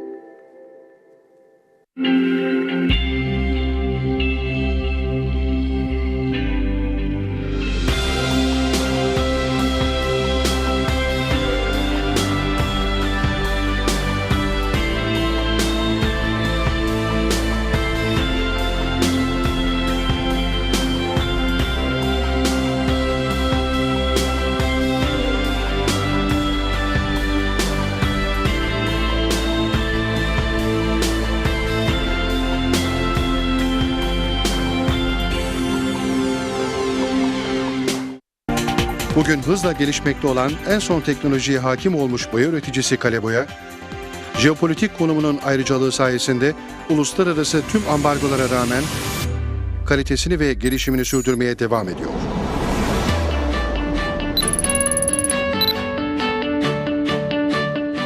İnovatif yapısı, Kaleboya'nın sektörün bir adım ilerisinde yol almasını sağlarken, ürün yelpazesinde her geçen gün arttırması için gerekli altyapıyı oluşturma olanağı sunmaktadır. Kıbrıs şartları göz önüne alındığında bugün sahip olduğu ürün portföyüyle Avrupa'nın saygın üreticileri arasındaki yerini almıştır. Boya grubundaki markamız Kaleboya ürünlerinin en büyük farkı, yıllara meydan okuyan kalitesi, nem, rutubet ve UV ışınlarına karşı dayanım kalitesiyle rakiplerini açık ara geride bırakmasıdır. Mükemmel örtücülük değerleri ve leke tutmayan yapısı sayesinde yoğun kullanılan tüm yaşam alanlarında Kuzey Kıbrıs'ın en çok tercih edilen boyasıdır.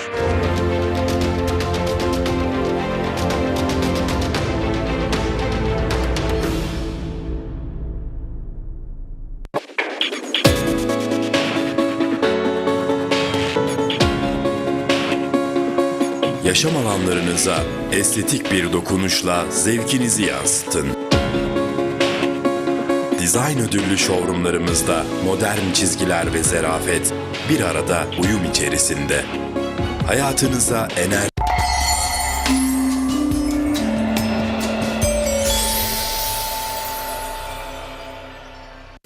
Kıbrıs'ın en büyük süpermarketi Erülkü Süpermarket'in sunduğu Halk Meclisi devam ediyor.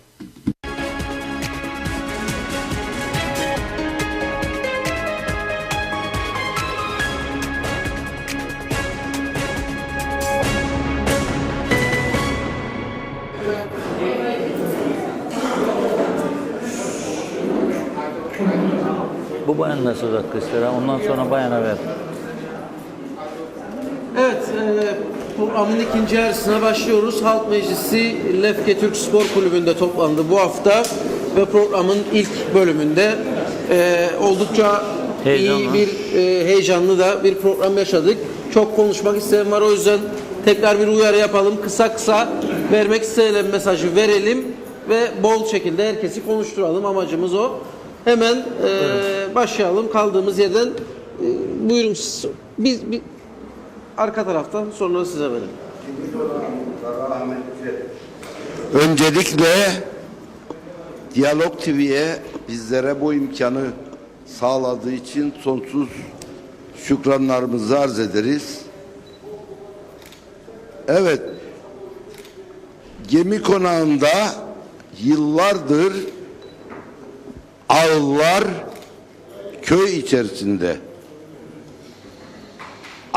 Geceleyin hayvan kokusundan halk uyuyamaz oldu. Bir an önce bu ağların köy dışına çıkarılmasını şiddetle istiyoruz. Ayrıca şimdi seyahat edeceksiniz. Güzelyurt'tan Gemikonağı çemberine kadar yollarda adaları gösteren çizgiler yoktur. Ve bugüne kadar kimse bu yolların çizilmesi yoluna gitmemiştir. Bu halk için çok tehlike arz etmektedir. Bir de Gemikonağı'nda bizim yıllarca dünyaca tanınmış bir limanımız vardır. Şu anda içler acısı bu limanın bir feribot limanı haline devletimizin getirmesini şiddetle ihtiyaç vardır. Çünkü bu liman yok olup gitmiştir. Ve dünyaca tanınmış bir limandır. Evet. Ayrıca gençlerimiz bir devlet gençliğiyle ayakta durur. Gençlerimiz işsiz olarak ortalarda dolaşmaktadır. Bu gençlere iş, aş vermek mecburiyetinde devletimiz. Bu gençlerimize de sahip çıkmasını talep ediyoruz. Sağ olun.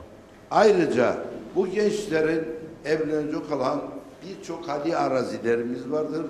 Bunlara sosyal konut yapılması için arsa verilmesini. Çünkü bu Lefke bölgesi yıllarca Rumlardan çok çekmiştir. Çok vatan savunmasında bulunan bir bölgemiz. Ancak bu bölgeye görüyoruz ki yıllarca kimse gözünü bu tarafa çevirip bu bölgeye yatırım yapmamaktadır. Bir de geceleyin yollarımız çok karanlık, sokak yollarımız öğrencilerimizden devamlı şikayetler gelmektedir ve geceleyin yürürken yollarda korkuyorlar çünkü yollar çok karanlık bir vaziyettedir. Ara sokaklar bilhassa. Evet. Tamamdır. Muhtarım. Benim söyleyeceklerim bu kadar. Çok teşekkür ederim. Verelim. Çok teşekkür ederiz bu imkanı verdiğiniz için. Buyurun tanıyalım sizi. Cemal Akar Bey ve ekibine teşekkür ederim. Diyarbakır'ı buraya getirdiğinden dolayı ve bütün dertlerimizi ve sesimizi diler dünyaya, diler Türkiye'ye duyurtmak için. Ben Günay Özetkin olarak Yeşilyurtluyum ve de Gökağaç köyünden 1975'te buraya nakledildik. Ve bu meyanda bu Kıbrıs konusuna değinmek isterim ben ve Kıbrıs konusunda biz çok mağdur olduk. Rumlar tarafından mağdur olduk ve bugün bu Kıbrıs konusunda, toprak konusunda bizi yine mağdur etmeye çalışırlar. Biz burada ne istiyoruz? Ayrı ve gayrı bir idare. Rumlarla karışmak istemiyoruz. Ve polisimiz, yargımız, meclisimiz ayrı olsun. Beni mahkeme edecekse Türk polisi mahkeme etsin, Türk yargısı mahkeme etsin. Biz Rumları gördük ve da yaşadık. 27 yaşında geldim ben buraya. Ve bugün gene de bizi bu Rumların idaresine veya Rumlarla karışmaya terk ederlerse bu memleketten göç edeceğiz artık. Evet. Çocuklarımız da hepsimiz de. Ben bu kadar konuşmak isterim. Peki. Yaşadıklarımı ben bilirim. Tamam. Ve halk da bilir. Ön tarafa verelim. Sırayla gidelim. Naim. Ben de öncelikle Halkın Partisi Güzelyurt Lefke İlçe Başkanı olarak buraya katkı koymak istedik. Öncelikle Sayın Reşat Akar, Vahit Türkan'a, Diyalog TV'ye çok teşekkür ederiz bölgeye gösterdiğiniz hassas ilgiden dolayı. Birçok bölgeli insanımız zaten çeşitli sorunlardan bahsetti ama genel ana eksen üzerinde biraz durmak gerekir diye düşünüyorum. Daha iyi hatırlayacak tabii. Reşat Bey uzun yıllardır gazetecilik mesleğini yürüttüğü için. Şimdi 1980'lerden günümüze, yani 74'ten sonrasına geliyorum. Öncesinde de çeşitli olaylar yaşadığı toplumumuz, tabii sıkıntılar ve acılardan dolu geçen yıllarımız vardır ama ben mesleki olarak, yani bir tarihçi olarak devamlı yaptığım çalışmalardan birkaçıdır yakın siyasi tarihimizle ilgili. Son gelirken evden baktım ve Reşat Bey'in 86 yılında Günaydın Kıbrıs gazetesine Özal'ın, aslında bu ülkede çok tartışılan ekonomik paketlerin ilki olan Özal paketinin geldiği dönemdeki röportajlarına ve köşe yazılarına baktım. Ne değişti o günden bugüne diye yolda gelirken Ramazan Durmazer arkadaşımız ilçe yönetim kurulundan beraber tartışırken çok bir şey değişmedi anlayışta. Tabii siz daha iyi görüp yaşadığınız o dönemleri ama şimdi bakıyorum 10 yıldan emeklilik tartışılırdı o zaman. Ekonomik çıkmaz nasıl aşılacak tartışılırdı. Şu anda benim hatırladığım 2 makalenizden biri zaten uzunca hükümete, o zaman UVP hükümetine nasihat nitelikli bir aile öğüt var makalenin içinde ve hiçbiri dikkate alınmamış belli, yani bugüne kadar.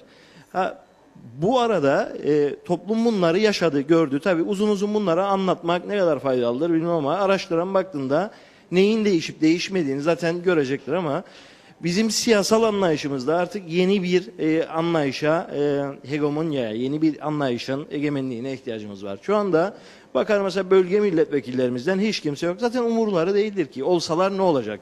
Yani olup vitrinde olmak için burada olmak da bir şey ifade edecek mi? Yani önemli olan ne yaptıklarıdır. Yani mecliste kaç kere Batı bölgesi için bir konuşma, bir çalışma anlatıldı.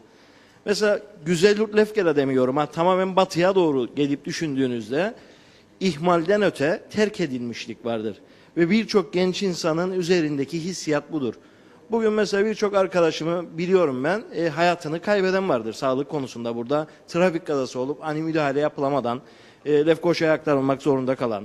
Hastane sorunu başka, yani çok dillendirilen sorunlardır bunlar ama genel anlamda 2 şeye dayanır siyasetimiz. Mesela Vehit Bey az önce konuşmasında Kıbrıs sorunuyla ilgili sahilden bahsetti. Hemen Kıbrıs sorununa odaklandık. 40 dakika 50 dakika onu konuşuyoruz. Peki ama ana eksene baktığımızda nedir? Meşruluğunu bizim siyaset hiçbir zaman halkından almıyor. Onun içindir. Benim mesela burada hocalarım var. Halil Hocam da dahil. Çok güzel analiz yapıp koydular ortaya. Biz birbirimize sahip çıkalım ama yani yarın ertesi gün yine aynı insanları seçerek sahip çıkamayız. Yani bugüne kadar ilgi gösteremeyen insanlarımızdır bunlar. Bakıyorum nedir önerdikleri? Hiçbir şey yoktur.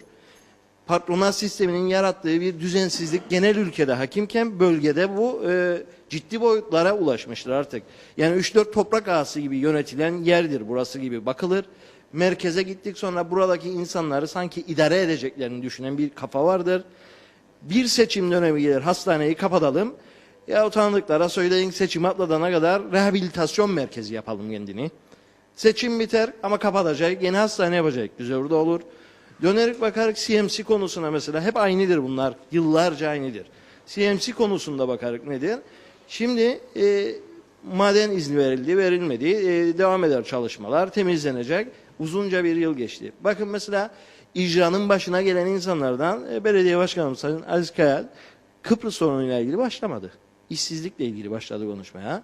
Konut sorunuyla ilgili başladı. Kucağında gördüğü, her gün insanların yüzüne baktığı insanlardan duyduğu şikayetleri saydı aslında size. Su sorunundan bahsetti. Kıbrıs sorunu yok. Allah Allah. Halbuki ben şahsi dünya görüşünü bildiğim bir insan olarak söyleyeyim. Kıbrıs sorununa buradaki birçok insandan daha çok ilgilidir. Ama önceliği değildir şu anda. Şu anda bizim yaşam hayatımıza, yaşamımıza katkı koyacak olan hiçbir şey yoktur bölgede. Benim birçok dostum, arkadaşımı görürüm ve üzülürüm. Hala istihdam için bekleyelim, bunlar da hükümette dediler.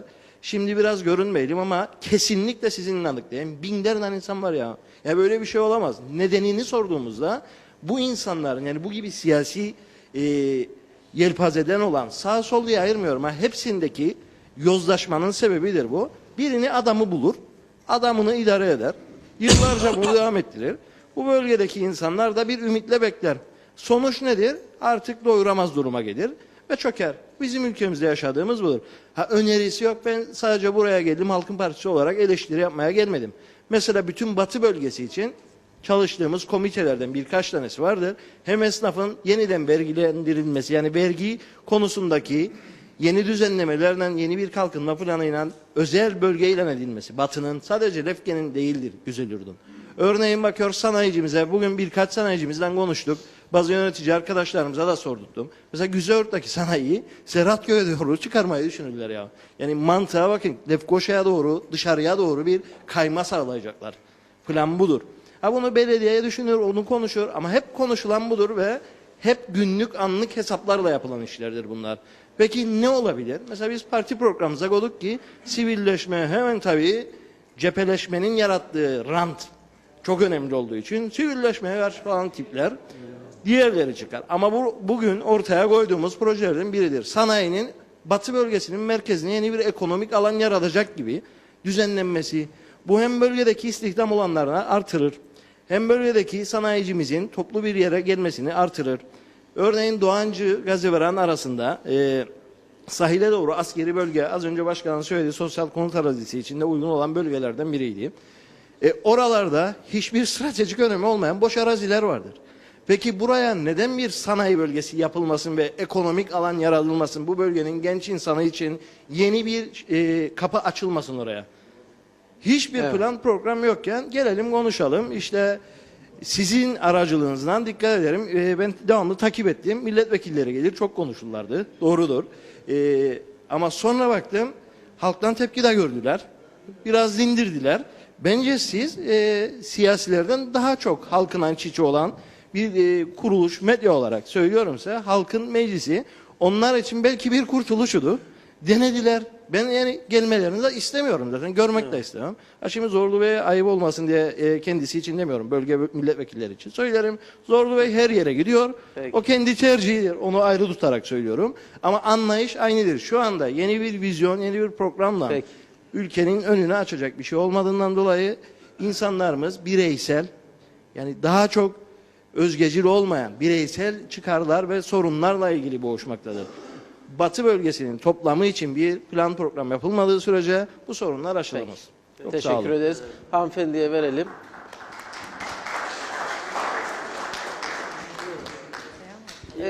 Kameranın sizi görmesi açısından kalkarsanız daha iyi olur. Merhabalar, ben Sunatip Yukarı Bostancı'da oturuyorum. Fakat bölge sorunlarıyla duyarlı olan bir vatandaş olarak buraya gelip gerçekten katılmak istedim. Buradaki bütün katılımcılar ve bölgede yaşayan insanlar hep çok değerli sorunları, hepsini güzel katkıları olarak yani dile getirdiler.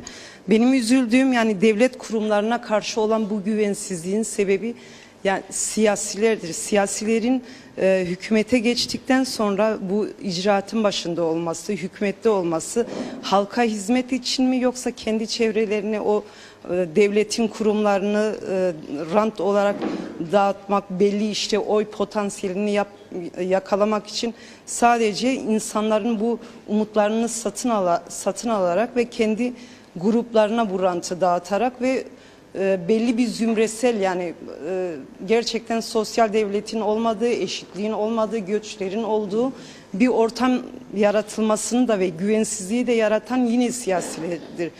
O kurumun başına icra organı olarak hükümete geldiklerinde halka hizmet etmeleri gerekiyor ve ben gerçekten Lefke bölgesi çok doğasıyla çok güzel, şirin bir sahil kasabası. Kendi kaderine terk edilmesine gerçekten çok üzülüyorum. Güzelyurt'un gerçekten Güzelyurt bölgesi de kaderine terk edilmiş bir bölge ve nasıl olsa Güzelyurt gitti gidiyor şeklinde ya o anlayış olduğundan dolayı ve sürekli bu müzakereler ortaya atıldığından dolayı böyle bir zihniyet bırakıldığı için Güzelyurt için anlarım da ama Lefke için anlayamıyorum. Sayın Belediye Başkanı'nın altını çizerek özellikle bu su konusu, yani politik mi, siyasi mi, işte 3 milyon metre, yanlış mı ifade ediyorum, 3 milyon ama 3 milyonun kayıp olduğunu, kaçak olduğunu, 1 milyonun sadece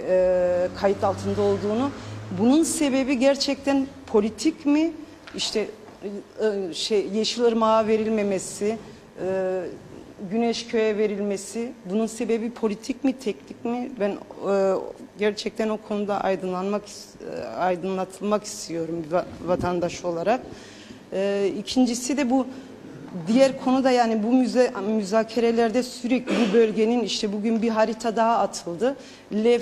Lefke, Yeşilırmak, Güzelyurt, Karpaz bölgesi, bunlar İsviçre'de masaya yatırılacak olan toprak bölgeler.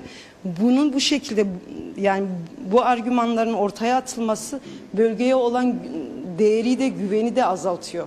Yani bunun sebebi bilinçli mi yapılıyor? Güç odakları bunu bilinçli mi yapıyor?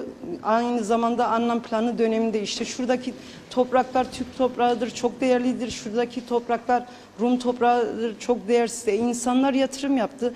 Ben göçmen bir ailenin çocuğuyum. 1974'ten sonra buraya yerleştim.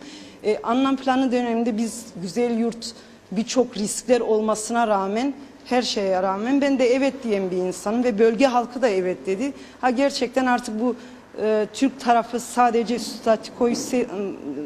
statikodan besleniyor, statikoyu istiyor, Türkiye'yi sürekli günah keçisi gösterilmesin diye biz hani Türkiye kökenliler olarak ya evet diyelim. Madem Avrupa Birliği'ne girecekse, eşit haklar tanınacaksa, eşit vatandaşlık, siyasi haklarında, idari haklarda her şey tanınacaksa 2004'te hepimiz evet dedik. Ama ne oldu? Avrupa Birliği bölünmüş bir Kıbrıs'ı alarak halklar arasında o güvensizliği daha da derinleştirdi. Şimdi yapılacak olan bir şeye ne kadar güvenebiliriz? Veya insanlar, yani Türk, oradaki bizim irademiz ne kadar yansıyabilecek? Örneğin Kıbrıs asıllı benim arkadaşım Lokmacı'da geçebiliyor, sınır kapılarında geçebiliyor. Ben Kuzey Kıbrıs Türk Cumhuriyeti vatandaşı olarak mesela geçemiyorum. Sebep TC kökenli olduğum için. Ya ben 40 yıldır burada yaşayan bir insanım, çalışıyorum. Türkiye'de gidip öğrenimimi yaptıktan sonra tekrar adaya döndüm. Buraya hizmet ediyorsam, vergimi ödüyorsam, yani bizim siyasilerimiz gerçekten Kıbrıs Türkiye ile ayrımı yapmadan o masada hepimizin haklarını eşit olarak savunması gerekiyor. Evet. İradeyi koyması gerekiyor. Güneydeki basını, biz her şeyi görüşmelerle ilgili gelişmeleri güneyin basına yansıdıktan sonra takip edebiliyoruz. Bizde ise kapalı bir kutu, yani bizim Türk heyetinin bu ketumluğunu anlamış değilim. Yani neyi bizden gizliyorlar? Ya da biz başımıza gelebilecek belirsizlik nedir? Güneyde bütün kurumlarıyla, muhalefetiyle, siyasi partileriyle, iktidarıyla, sivil toplum örgütleriyle ve kilisenin rehberliğinde her şey, bir görüş birliği var, bir bilgi paylaşımlığı var, bir şeffaflık var. Ama bizdeki bu ketumluğu ben anlamış değilim. Bunları belirtmek istiyorum. Lütfen bizim müzakerecilerimiz de bu konuda biraz duyarlı verebiliriz. Sırayla gelecek herkese. Daha önce ön tarafa verebilir miyiz lütfen? Özgün Bey'e verelim. Ön taraftan 2 kişi var. Sonra da arka tarafa geçeceğiz.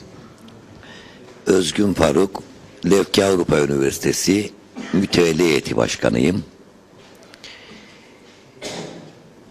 Ben inanıyorum ki herkes ülkesi için, toplumu için elinden gelen gayreti gösteriyor. Şöyle bir inancımız vardır.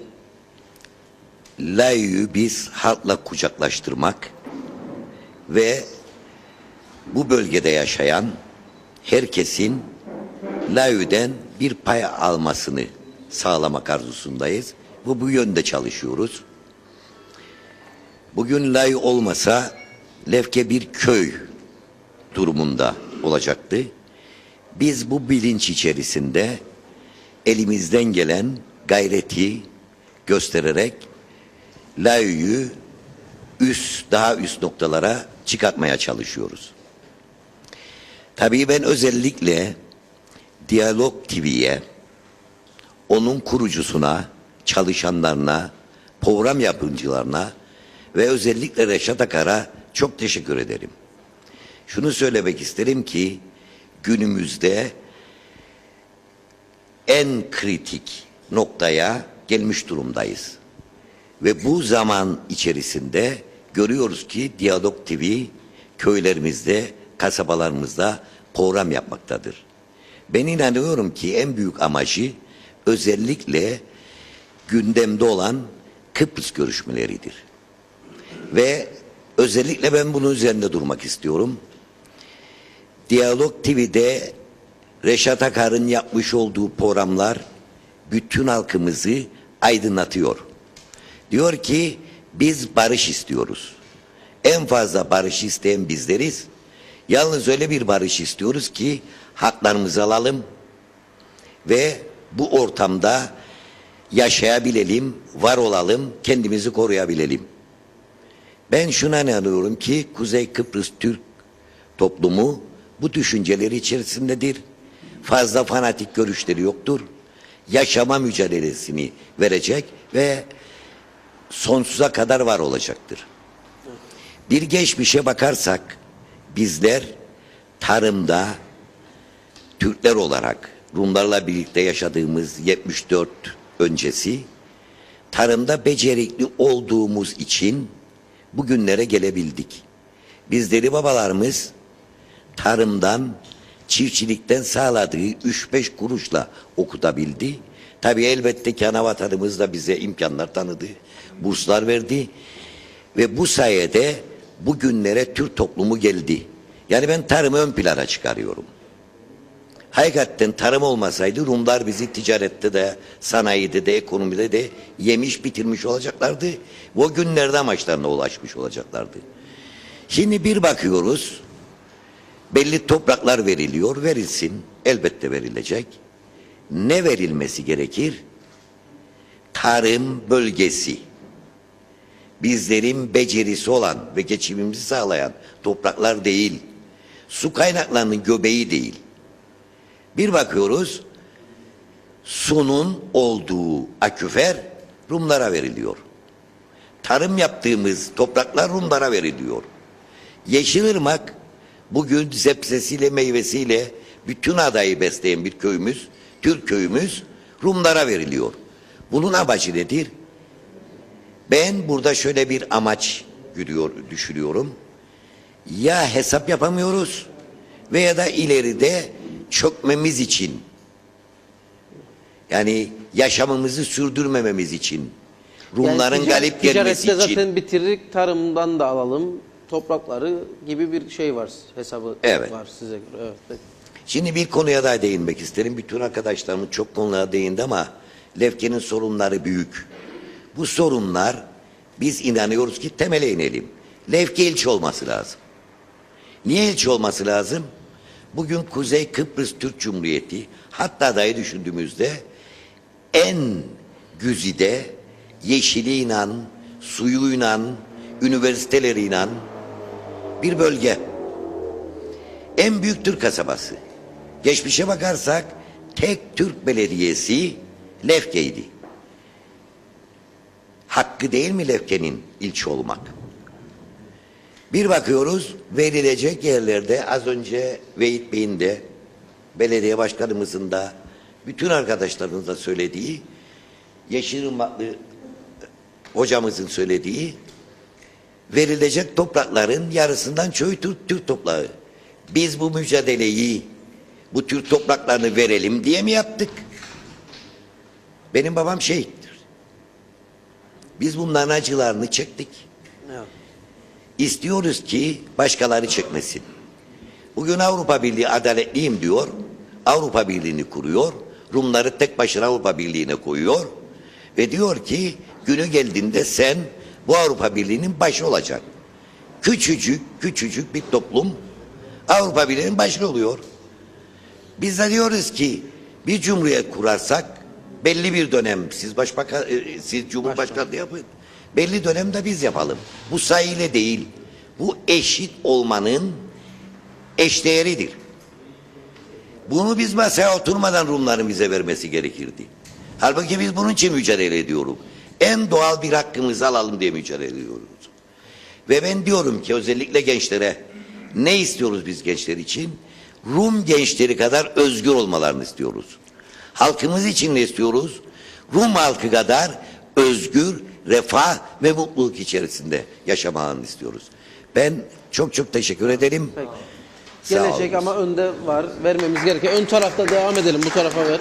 Sen gelecek efendim ama önde sırayla gidiyoruz. Ver bu tarafa. Al.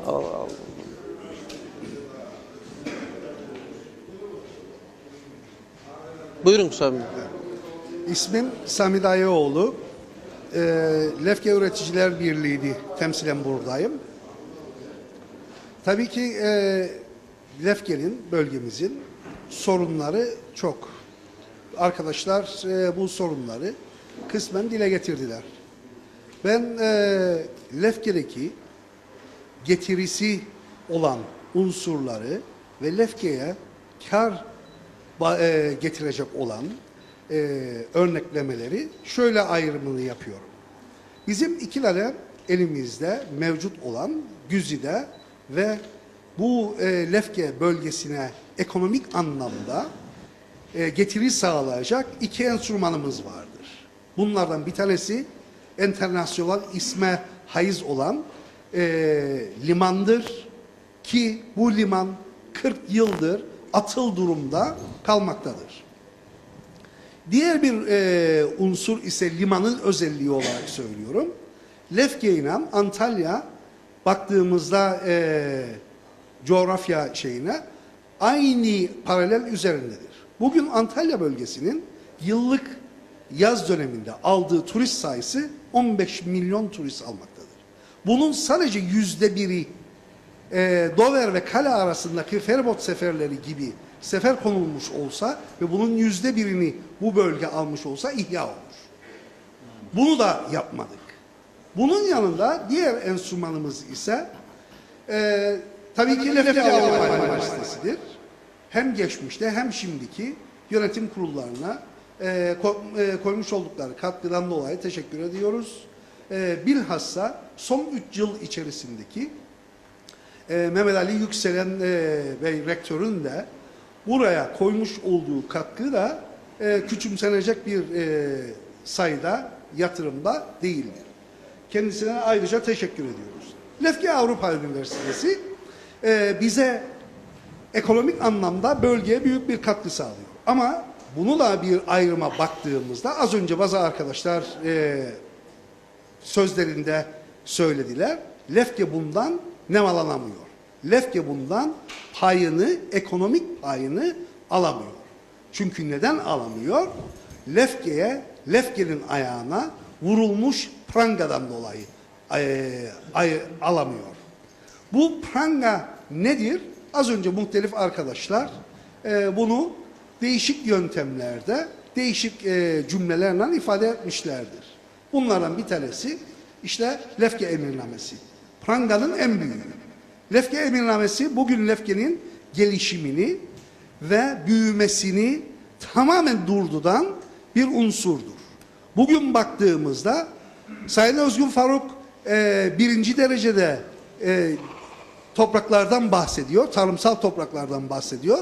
Ama genişlemeci ve yayılmacı bir siyaset güttüğümüzden dolayı bu birinci derecedeki toprakların nasıl heba edildiğini de göremiyor. Bunu da göstermek de bizlere düşüyor. Bu nedenden dolayı Lefke içerisinde de aynı şey olmalıdır. Ki nerede kaldı ki çarpık yapılanmadan dolayı Sayın Belediye Başkanımız sitem etmiştir. Evet vardır. Fasıl 96 vardı. Fasıl 96 bu çarpık yapılaşmayı durduran unsurlardan bir tanesiydi. Biz ne yaptık?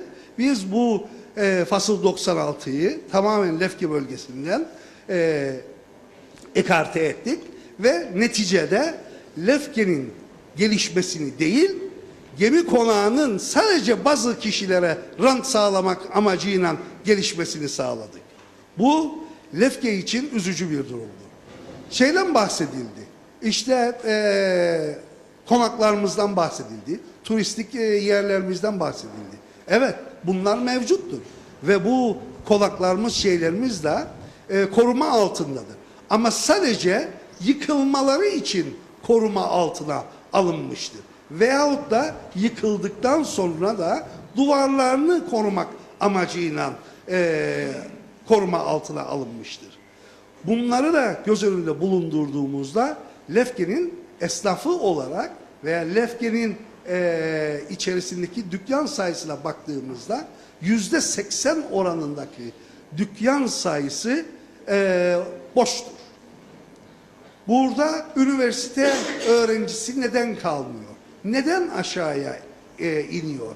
Çünkü çekim noktası aşağıda olduğundan dolayı oraya gayet doğal olarak da cazibe oraya olduğundan dolayı gidilmektedir. Su konusuna geldiğimizde hemen yanı başımızda devletin şimdi şu anda elden çıkartmış olduğu 6-7 tane kuyu vardır. Bunlar nerededir? Cengizköy'dedir. Bunlar nerededir? Pendaya'dadır. Bunları biz Lefke'ye getirmekten aciz konumdayız. Bunu da vurgulamakta bir mecburiyet hissediyorum kendimde. Çünkü eğer Kumköy'e sulama suyu olarak bu su götürülüyorsa Lefke'ye hayra getirilmektedir. Az önce bazı tam teşekküllü bilgi alınmadığından dolayı gemi konağı göleti hakkında da bilgi vermek istiyorum. Gemi konağı göleti 3 grup tarafından idare edilmektedir. Bunlar hangi gruplardır? Tarım Dairesi, Su İşleri Dairesi ve Kaymakamlık. Bu 3 grubun uhdesi altındadır göletin su dağıtım sistemi. Su dağıtım sistemi ise Lefke ve Aydınköy'e ve diğer taraftan da Gambo Deresi'ne verilmek üzere ayrılmıştır. Ama nerede kaldı ki bu suların az önce dedik ya işte 3-5 bin milyon tonu heba ediliyor. Bunun esas neticesi ise kontrolsüzlükten geliyor. Bunun esas neticesi ise az önce Sayın Belediye Başkanı'nın da vurgu yaptığı gibi ki ta sıfır noktasına kadar delik açıldığında ben yaptım olur politikasıyla bunun kontrol edilmemesinden geliyor. Bu nedenlerden dolayı maalesef Lefke'nin tamamen gelişmesi durdurulmuştur. Enstrümanlar elimizdedir ama Halil Hoca'nın söylediği gibi biz kendi kendimizi ayağımızdan vurmadan gayrı bir işlem yapmıyoruz. Teşekkür ederim. Peki. Verelim buraya, sonra arkaya geçiyoruz artık. Tamam. Yok, burada veriyoruz. Biraz sonra size gelecek. Biraz sonra gelecek. Buyurun. Buyurun. Buyurun. Evet. Geliyor efendim. Siz ön tarafı görmüyorsunuz. Sizden önce söz isteyenler var. Gelecek arkaya da. İyi akşamlar diliyorum. Diyalog TV'ye de buraya gelmeden dolayı teşekkür ediyorum. Değerli arkadaşlar, hepsimiz aynı konuyu konuştuk ve konuşuyoruz. Biz bugün 42 sene oldu. Lefke neden böyledir? Lefke maalesef gelmiş geçmiş hükümetler tarafından yanlış politikalar yüzünden bu hale gelmiştir. Bunun kimse farkında değil. Sayın Nekipzade 90 yılına kadar belediye başkanı yaptı ve bu Lefke kasabası için varını yoğunu ortaya koydu. Her şey yaptı. Kendisine teşekkür ederim. Liman 42 sene geçti.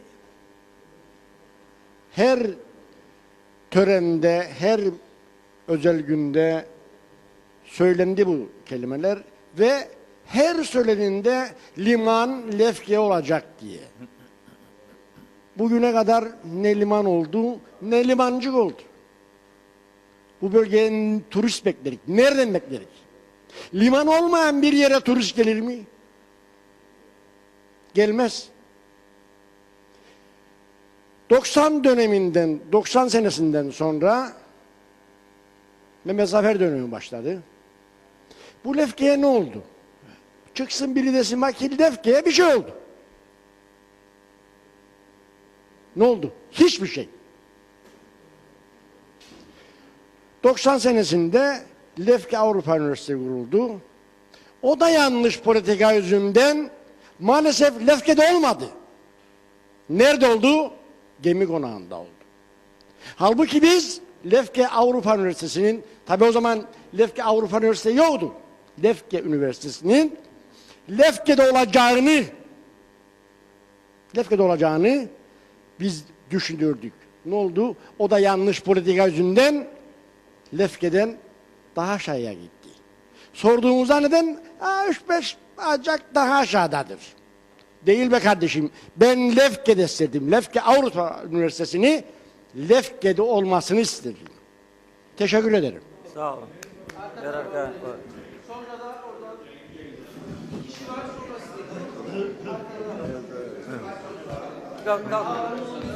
Tamam. Tamam mı? Evet. Sayın Reşat Akar'ın şahsında tüm Diyalog TV çalışanlarına bize bu hizmeti verdikleri için sonsuz teşekkür ederim. Konuya şöyle değerlendireceğim ben. Tüm konuşmaları dinledim. Ağırlıklı ben içeriğine baktım bu akşamki halk meclisinin. Halk nasıl bir çözüm istiyor? Hangi sorunlardan rahatsız? Ne tür hizmetleri bekliyor? Ne öneriyor? Şimdi benim gördüğüm burada ağırlıklı olarak efendim bir rahatsızlıklardı. Yani bir sıkıntılardı. Az da olsa çözüme, Kıbrıs nasıl bir çözüm istiyor halk pek değinilmedi. Böyle arada geçti ama benim satır aralarında çıkardığım özet, onun üzerinde somut olarak değineceğim Lefke'nin ilçe olması. Eğer Lefke ilçe olursa bu bahsettiğimiz tüm arkadaşların az da olsa böyle değindikleri efendim ki Lefke halkının en büyük isteği budur. Onun için somutlaştırdım bu konuyu. %90 rahatsızlıkları giderilecektir. Neden diyeceksiniz? Özgür arkadaşım az bahsetti ama ben daha da açacağım. Ta Osmanlı zamanından İngiliz dönemine ve 74'lere kadar Lefke'nin hakkıydı bu ilçe olması. Nahiyeydi, kazaydı. Yani biz efendim Lefke yöresi olarak bir şey istemiyoruz. Hakkımızı istiyoruz. Yani bir lütuf değildir bu. Dolayısıyla bunun üzerine ağırlık vermek istiyorum. Lefke ya ilçe olacak ya olacak. Bunu vurgulamak istiyorum. Yani bunu ondan dolayı somutlaştırdım. Bunları bu 2-3 maddeyi kapsadı bu söylediklerim özet olarak. Diğer konu nasıl bir çözüm istiyorum diye. Bu da benim şahsi görüşüm. Onu da belirteyim. Türkiye'nin etkin ve fiili garantörlüğü, iki kesimlilik, siyasi eşitlik ve dönüşümlü başkanlık. Teşekkür ederim.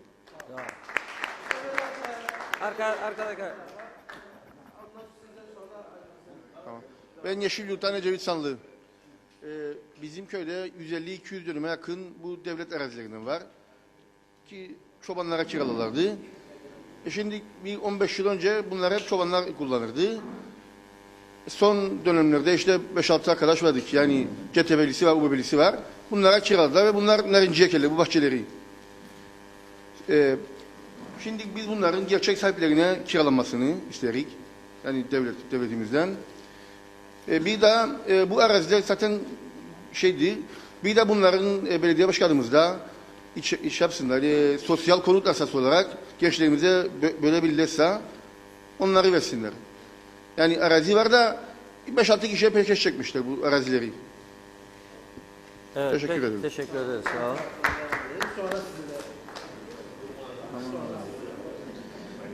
Öncelikle katılımda bulunan herkese teşekkürler eder. Diyalog TV'ye bilahare teşekkürlerimi sunarım. Ben Deniz Sosyal Demokrat Parti MYK üyesi Ali Üncü. Doğduğum günden 10 yaşıma kadar Karadağ'da yaşadım. İstiklal İlkokulu'nda okudum. Şimdilerde ise Elye'de yaşıyorum. Şimdi bölge sorunları diğer arkadaşlarımızın da değindiği üzere muazzam ölçülerdedir. Ve bunların sorunu siyasilerden ziyade toplumun bir arada durmasından ve kenetlenmesinden kaynaklı bir sonuç ile çözümlenebilir. Halil hocamın da bahsettiği üzere toplum ancak bir arada durursa dirayet gösterebilir ve çözüme ulaşabilir. Öncelikle mesela hastane konusunda halkı ikiye bölme politikalarıyla bir nevi insanları birbirine düşürme. Zaten yıpranmış olan takatleri birazcık daha yıpratmaya gayret gösteren bir siyasetle bu bölge halkını, yani Güzelyurt ilçesini Yeşilırmak'tan Serhatköy'e kadar birbirine düşürme politikasıyla yönetmeye çalışıyorlar. Bu halk yeterince zaten burada yorulmuştur ve yaşanmış olan zorlukların üstesinden gelememenin de ve yardım da alamamanın üzüntüsü ve buhranı içerisindedir. Şimdi CMC konusuna değindi. CMC konusunda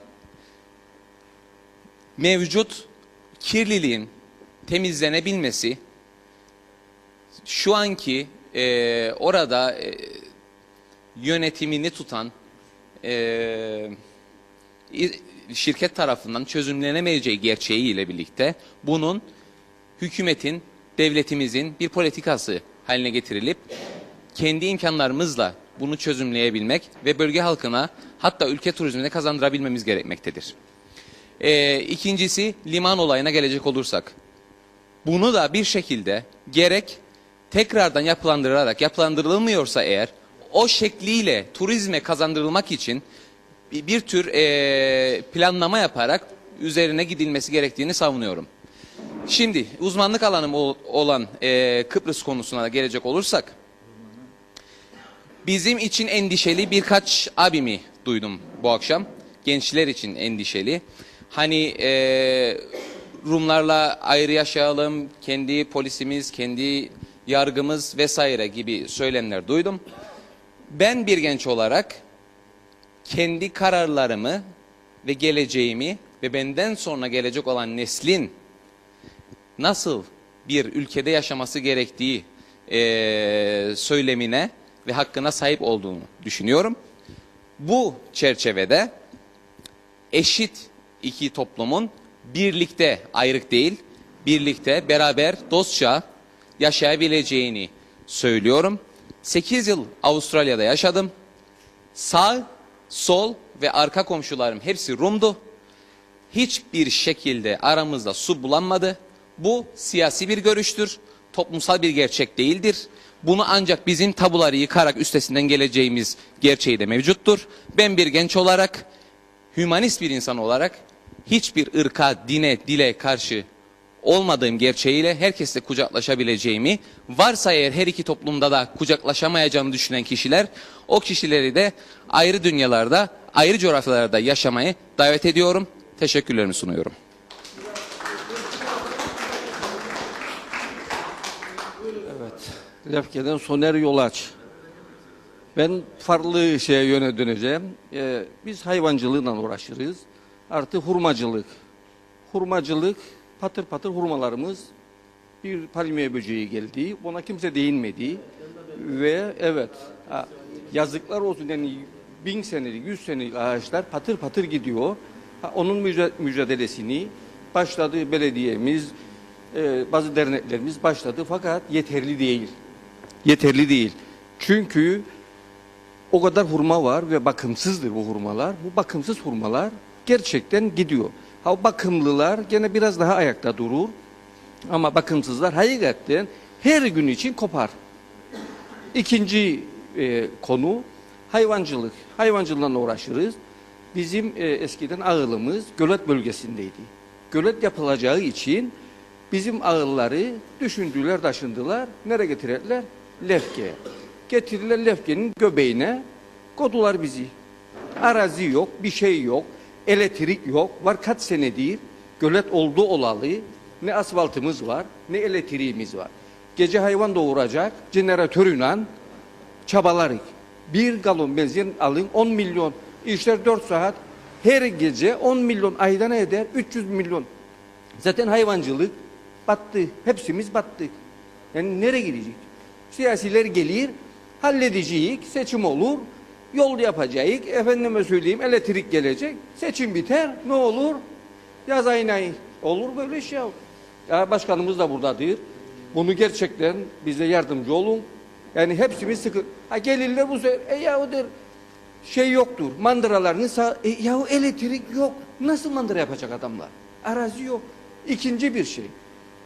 Bize mandıra yeri verdiler, döndü, çöplük alanını getirdi, mandıraların göbeğine koydu.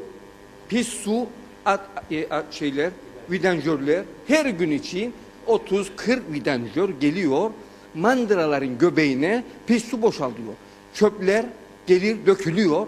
Biz orada pireden kurtulamadık, sinekten kurtulamadık. Ve sivrisinek tutun Angolem'den Yeşilırmak'a kadar vidanjörler pis suyu alır.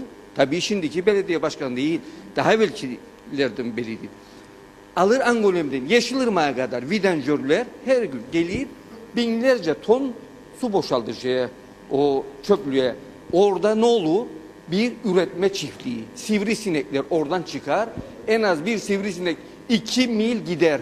Tut Lefke'den ilk sıraya kadar 7 dalgaya kadar bu sinekler gider. Ne olacak yani bu hayvancının işi? Hayvanları, sinekleri ısırır. Usandık artık biz bu işten. Ya bize mandıraları kaldırsınlar. Bu kadar bölge vardır. Versinler bizi daha içeri. Gidelim. Orada yapalım. Ya da artık çöpü kaldırsınlar. Peki. Teşekkür ederiz. Sağ olun.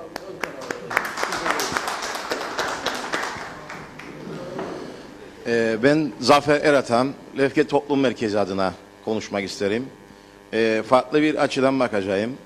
O kadar çok sorun sıralandı ki dünyanın hiçbir yerinde böyle ipe sapa gelmez sorun olmayacak sorunlar ancak böyle bizim gibi bağımsız olmayan ülkelerde ancak yaşanabilir. Bunu vurgulamak isterim. Çünkü biz toplum olarak irademizi tamamen başkalarına teslim ettik ve onların bize sunacağı paketlerle, onlarla, bunlarla idare etmeye çalışıyoruz. Yoldan şikayet ederiz. O 4 yıldır bitirilmedi. Çok daha büyük ölçekteki Boğaz'daki yapılan köprü, milyonlarca, milyarlarca dolarlık köprüyü adamlar çok daha kısa sürelerde yapabiliyorlar. Neden? Çünkü bizim pakette o yaptıkları yolun bütçesi yoktu. Ya da sonradan eklendi, sonradan çıkarıldı. Bu gibi ıvır zıvır mazaretlerle bizim ömrümüz bunları düşünmekle, bunlarla uğraşmakla heba oluyor. Tam bir vahşi kapitalizm uygulanıyor ülkemizde. Denizimizden tutun, dağımıza, bahçemize, her tarafımıza kadar kullanılan her türlü araç gereçle bizi düpedüz katlediyorlar. Bunlar arasında sağlığımız var, kanserojen bir sürü madde var. Hiçbir şekilde denetlenmiyor. Trafikte olduğu gibi, eğitimde olduğu gibi, sınır kapılarımızda olduğu gibi hiçbir şekilde denetlenmiyor. Çünkü kimsenin umurunda değil. Özellikle siyasetle uğraşanlar, hükümet edenler sadece aldıkları icazetlerle günübirlik toplumu uyutmaya çalışıyorlar. Bizde aman bağım yoktu, aman bahçem yoktu, hayvanımı atamadım, sinek geldiydi, böcek geldiydi. Bu gibi mazaretlerle ömrümüzü heba ettik demenin yeridir. Kimileri Rumlardan korkuyor. Garantisi yokmuş, bizi vuracaklarmış, şuymuş, buymuş. Ama bizim çocuklarımızı zehirleyen, eroin, esrar satan uyuşturucu tacirlerinden kimsesi ne hal ise korkmuyor.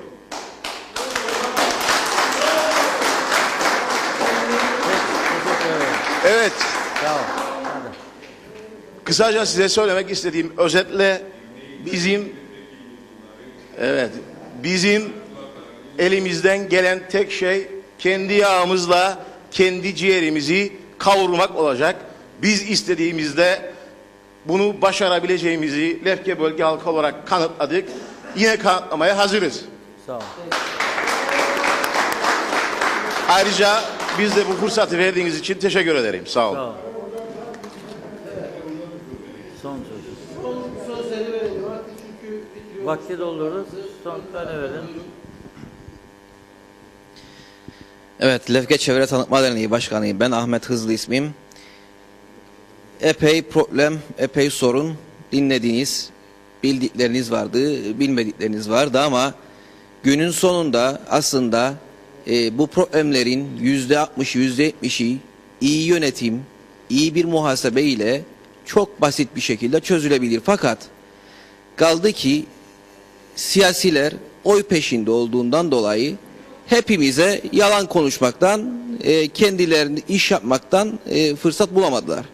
Yani yalan konuşmak daha da kolaydır. Bugün çok kısa bir örnekle bunu ispatlayabilirim.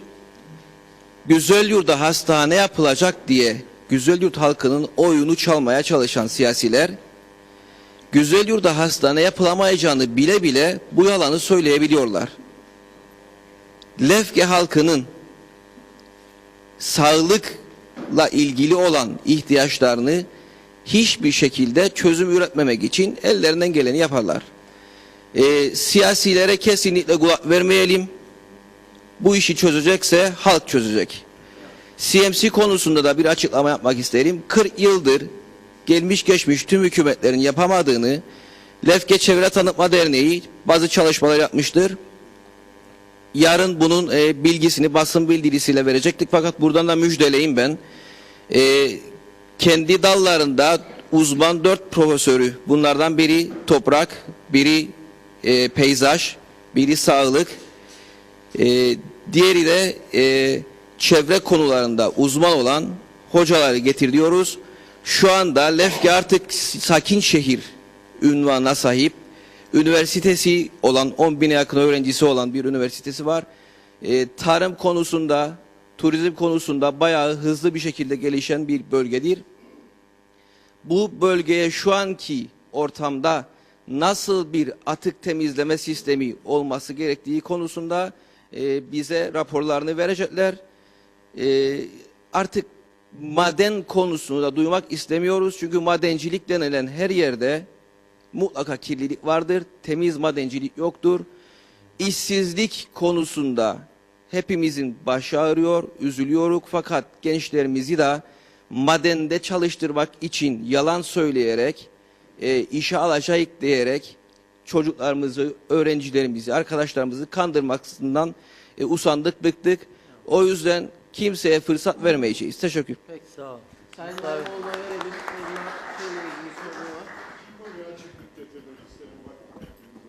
Vaktimiz kalmadı ama çok kısa buyurun. Evet, şimdi birinci değinmek istediğim konu arkadaşlar Gemi Konağı Göleti'dir.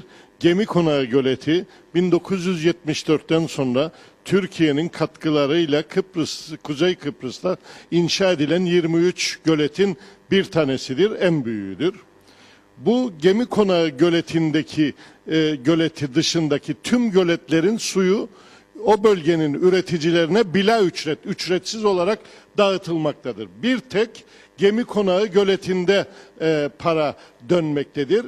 Buradan yetkililere çağrıda bulunuyorum. Bir an önce bu kararı gözden geçirsinler ve bu göletin suyunu üreticilere diğer 22 gölette olduğu gibi ücretsiz dağıtsınlar. Bu bir. İkincisi Gemi Konağı Göleti ile ilgili olarak. Bir kere Gemi Konağı Göleti Lefke Madenli-Dere üzerinde inşa edilmiştir ve öncelik Lefke ve yakın çevresinindir. Bu nedenle en kısa sürede bu göletten Lefke ve yakın çevresinin yasal bir statüde faydalandırılması lazımdır. Bunun için de yine çağrıda bulunuyorum. Gemi Konağı Göleti yasası yapılsın ve bu göletin 2,5 milyon metreküplük kısmı su kapasitesi Lefke ve yakın çevresine ayrılsın. Ne şekilde dağıtılacağını tartışalım. Ondan sonra geriye kalan da diğer bölgelere götürülsün. Bu bir konuya daha değinmek isterim. Arkadaşlarım ilçe konusuna konusuna değindi. Sayın Başbakan'ın bize sözü var ilçe konusunda. Hükümet ortaklarının ikisiyle de görüştük. Her ikisi de hemfikirdir. Hükümetteki partiler dışında Toplumcu Demokrasi Partisi Genel Başkanı önceki gün Hurma Festivali'nde o partinin de desteği olduğunu açıkladı. Şu anda mecliste çoğunluk Lefke'nin 6. ilçe olması için vardır. Bildiğimiz kadarıyla da öneri Bakanlar Kurulu sekreteryasındadır. Bir an önce arzumuz Sayın Başbakan'a da çağrıda bulunuyorum. Bakanlar Kurulu'ndan gerekli karar üretilsin, parlamentoya gitsin ve Lefke 6. ilçe olmanın mutluluğunu hep beraber yaşayalım. Teşekkür ederim. Son sözleri verelim. Buyurun Sayın Başkan. Buyurun Başkan. Değerli dostlar, tabii ki Doğu'da Dipkarpaz batıda ise Lefke Belediyesi en üstte olan iki belediyemizdir. Biz belediyeleri gezerken birçok belediye şunu diyor. Bir yüksek okul da bizim belediyemizde açılır mı diye her gittiğimiz yerde söylüyorlar.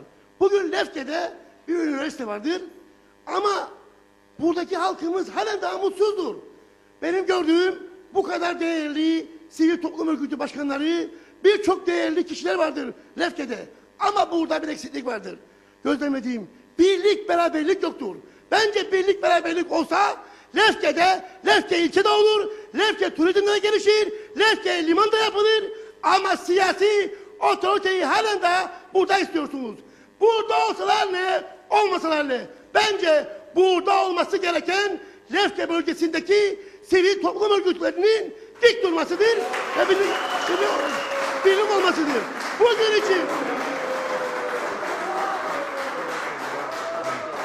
Bugün için ben Mesaya'dayım. Mesaya'daki susuzluktan neler çektiğimizi biliyoruz.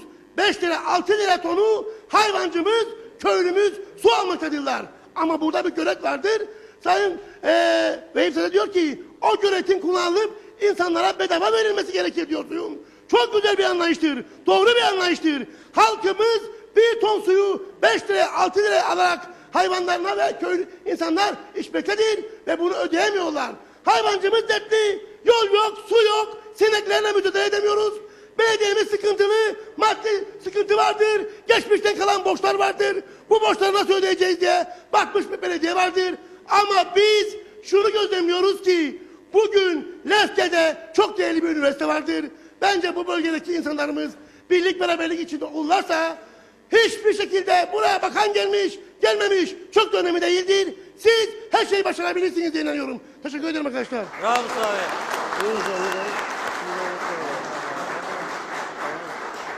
Evet. Çok kısa lütfen bitiriş yapalım. Evet, tamam. değerli arkadaşlar, ben tabii Güzelyurt, Lefkoşa, Gazimavsa diye ayırmıyorum. Çünkü benim için Kuzey Kıbrıs Türk Cumhuriyeti'nin her tarafı benim için eşittir. Kuzey Kıbrıs Türk Cumhuriyeti'nin her tarafı benim için eşittir ve Diyalog TV'nin düzenlemiş olduğu programlara da mümkün olduğu kadar hemen hemen hepsine katıldım. Bir tanesine katılamadım başka bir sebepten ötürü. Ama sizlerin sorunlarını dinlediğim zaman inanın ki benim de dağarcığım, bilgi dağarcığım zenginleşiyor. Her bölgede ne gibi sorunlar vardır onları dinliyorum ve alıyorum. Ve mümkün olduğu kadar da bunları hükümete aktarmak benim milletvekili olarak da görevimdir. Bir insan olarak da görevimdir. Ben zaten 32 yıldan beridir bu Lefke bölgesiyle, Güzelyurt bölgesiyle içli dışlı olan birisiyim. Dolayısıyla buralara da gelip gidiyorum. Hemen hemen hiçbir şeyi de kaçırmıyorum. Yani Lefke bölgesinde olan, Güzelyurt bölgesinde olan her şeye geliyorum. Sadece şunu ifade edeceğim, Vehit Bey de çok güzel ifade ettiği, anlattı. Anlam planında Gemi Konağı, Yedidalga, Yeşilırmak, Bademliköy, Yeşilyurt, ta Alayköy'ü çıktıktan sonra bu bölgenin bütün haritası Rum devletine veriliyordu. Ve Lefke Türk Belediyesi olarak burada 4 tane 5 tane köy kalıyordu.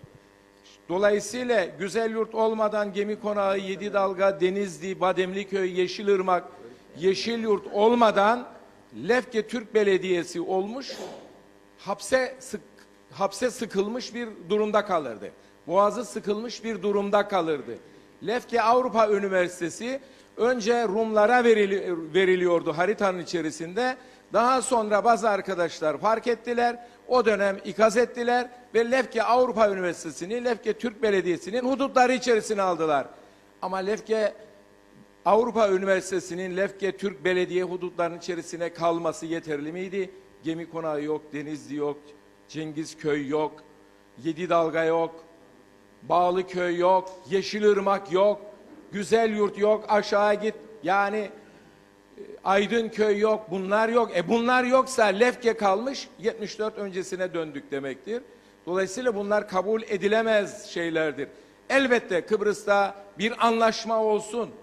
Bir anlaşma olsun ama yok da Kuzey Kıbrıs Türk Cumhuriyeti'nin toprakları, yerleşim birimleri, üretim yerleri hepsi Rum'a gitsin. Bakın bugün liman istiyoruz. Eğer Rumlar da anlam planına evet demiş olsalardı bugün Gemi Konağı, Yedidalga, Denizli buradaki liman Rumlarda olacaktı. Bu tarafta bu maden ocağı yatağı, o işletmesi Rumlarda olacaktı. Birçok yer Rumların elinde olacaktı. Dolayısıyla bir anlaşma olacaksa elbette Türkiye'nin, Türk askerinin garantisinde olması gerekir ve Kuzey Kıbrıs Türk Cumhuriyeti'nin yerleşim birimleri yeniden yer değiştirmemesi lazım. İnsanlarımız yeniden göç etmemelidir. Dolayısıyla bunu da açıkça ifade etmek gerekir. Ben tabii Ablış Kapısı'nın açılmasını destekliyorum. Lefke'nin ilçe olmasını destekliyorum. Yani sizlerle beraberim bu konularda. Sizinle aynı düşünüyorum. Ama Lefke'ye sahip çıkarken lütfen Gemi Konağı'na, Yedi Dalga'ya, Yeşilırmak'a, Yeşilyurt'a, Aydınköy'e, Güzelyurt'a da sahip çıkalım. Yarın bir anlaşma planı içerisinde bir kumpasa gelmeyelim. Eğer bu toprakları yeniden haritanın içine koyacaklarsa ki Rumlar bunlar olmazsa olmazımızdır diyorlar. O zaman biz de ona göre tavır takınacağız ve hayır diyeceğiz. Başka çaresi yok. Evet. Çünkü eşitlik istiyoruz ve üretim istiyoruz ve bu topraklarda özgür yaşamak istiyoruz, güven içinde yaşamak istiyoruz. Özgürlüğün de güvenliğin de bedeli devletimize sahip çıkmak, topraklarımıza sahip çıkmaktır. Teşekkür ederim. Evet. Evet. Sayın Belediye Başkanı, değerli konuklar, sivil toplum örgütü temsilcileri, Lefke Avrupa Üniversitesi'nin değerli yetkilileri, eski belediye başkanımız, sayın milletvekilimiz, herkese teşekkür ediyoruz katkılar için. Ben programın kapanışında şunu söylemek istiyorum. Gerçi bu konuya temas eden arkadaşlarımız oldu. Özellikle Sayın Özgün Faruk söyledi. Kıbrıs meselesi bu kadar kritik bir süreçten geçerken bu programların daha anlamlı olduğuna dikkat çekti. Şimdi şu eksikliği gördük biz. Güney Kıbrıs'ta çok daha sesli bir şekilde Kıbrıs sorunu tartışılıyor. Siyasi partiler çok daha aktif bir şekilde olayın içinde. Sivil toplum örgütleri aynı şekilde. Yoğun bir hazırlık var. Herkes her şeyi hazırlamış durumda. Hatta zaman zaman heyecana geldiklerinde Rum hükümet sözcüsü 2-3 kez bunu tekrarladı. Çözümün ilk gününde, ilk saatinde değil, ilk dakikasından itibaren ne yapacaklarımız ve önümüzdeki 5 yıl içinde gün ve gün takvimlenmiştir. Ama bizde böyle bir hazırlık yok. Burada yine arkadaşımız Naim Pınar 1980'li yıllardan bugüne olanlardan söz etti. 1980'li yıllarda çok genç yaşlarda gazetecilik yoğun bir şekilde muhabirlik yaptığım yıllarda o dönem kurucu mecliste oldu. 30 milletvekili 50 olsun diye bir kavga, yani siyasi rant meselesi. Ben o zamanlar 30 milletvekili yeterlidir. Sakın bunu artırmayınız. Toplumun bünyesi, yapısı bunu kaldırmaz, gereksizdir. Amaç 50 milletvekili yapmak değil, amaç ülkeye hizmet etmektir. 30 milletvekiliyle de bu iş olur. Ama bu 50 milletvekili geçti. Yine o yıllarda konuştuğumuz bütün konuları şu anda konuşuyoruz.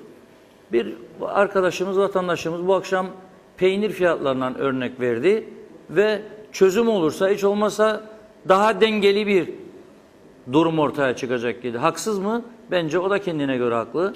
Yani burada denetimsizlik, siyasetin verilen sözleri tutmaması, halka verilen hizmetlerin götürülmemesi, basit sorunların, belediye başkanımız söyledi, barajdaki suyun çalınması veya amaç dışı kullanılması, bütün bunlara baktığımızda ciddi bir yönetim zafiyetimizin olduğu görülüyor. İşte bu programlarımızın amacı bunları daha yüksek bir sesle halkın kendi ağzından yetkililere iletmektir. Bu amaçla başladık, yorulmadan gidiyoruz, gitmeye devam edeceğiz. Bütün bölgelerimizi gezeceğiz. Her salı akşamı bu programları düzenleyeceğiz. Hiçbir siyasi beklenti, çıkarımız yok. Tamamen bağımsız, hiçbir siyasi partiye, örgüte bağlı olmadan halkın yanındayız. Halkla birlikte bunları seslendirmeye devam edeceğiz. Güzel bir ülkemiz var. İnsanlarımız güzeldir, yardımseverdir. Ara sıra kendi içimizde ufak tefek fikir çatışmaları olabilir, doğaldır. Farklı görüşler savunulabilir, doğaldır. Ama hepimizin genelde bu ada üzerinde yaşam isteği vardır. Topraklarımızda mutlu bir şekilde, güvenlik içinde yaşamak istiyoruz. Bunu bu şekilde daha ileriye taşıyabilmemiz gerekiyor. Güneyden hiçbir eksiğimiz yok. Çok daha fazla avantajlarımız vardır. Çok büyük yardımlar Türkiye'den buraya gelmektedir. Yılda 700-800 milyon dolar gibi bir para akışı vardır. Üniversitelere gelen öğrencilere akan 4,5-5 milyar dolar yılda yaklaşık onlardan dolayı gelen gelir var bu ülkeye. Turizmden gelen gelirler var. Dolayısıyla çok daha mutlu, çok daha müreffeh bir duruma gelmemiz gerekiyor. Ama bunun başına tabii ki siyasetin de kendine çeki düzen vermesi ve halkın bu tepkilerini dikkate alması gerekir inancındayım. Herkese teşekkür ediyorum bu katkıyı koydukları için ve saygılarımı, sevgilerimi sunuyorum. Evet, Sağ olun. Bugün noktalıyoruz programımızı. Halk Meclisi'nin Lefke Türk Spor Kulübü'ndeyiz. Bir tabi siyasetlerle ilgili yoğun yorum oldu. Tabi sosyal medyadan da paylaşıyoruz. Canlı yayınımız sosyal medya üzerinden de var. Sayın Güzel Milletvekili Mehmet Çağlar mesaj gönderdi. Benim üstümde kalmasın, size aktaralım. İstanbul'da kendisi orada olduğu için buraya gelemediğini söyledi. Onu söylemiş olalım. Teşekkür edelim katkı koyduğunuz için herkese. Güzel bir program oldu. Sonunda Ersan Karaç arkadaşımız güzel bir dinletiyle noktalayalım. Şunu da söyleyeyim, haftaya bir aksilik olmazsa 4 yol ama araya bir zirve var, Cenevre'deki zirve. Ona göre bir duruş belirleyeceğiz. Ama şimdiki programımız 4 Yol Köyü. Onu da söylemiş olalım. Ve böylelikle noktalayalım programımızı. Son sözü de güzel dinletisiyle bize Ersan kardeşimize bırakalım.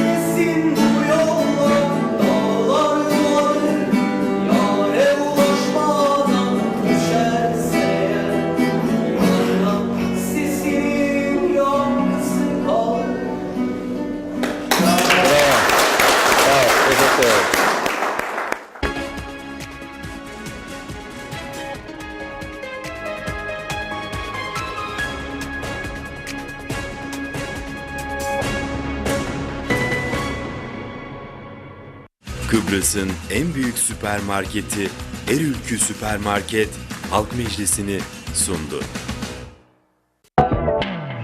Diyalog TV Genel Yayın Yönetmeni Reşat Akar ve Diyalog TV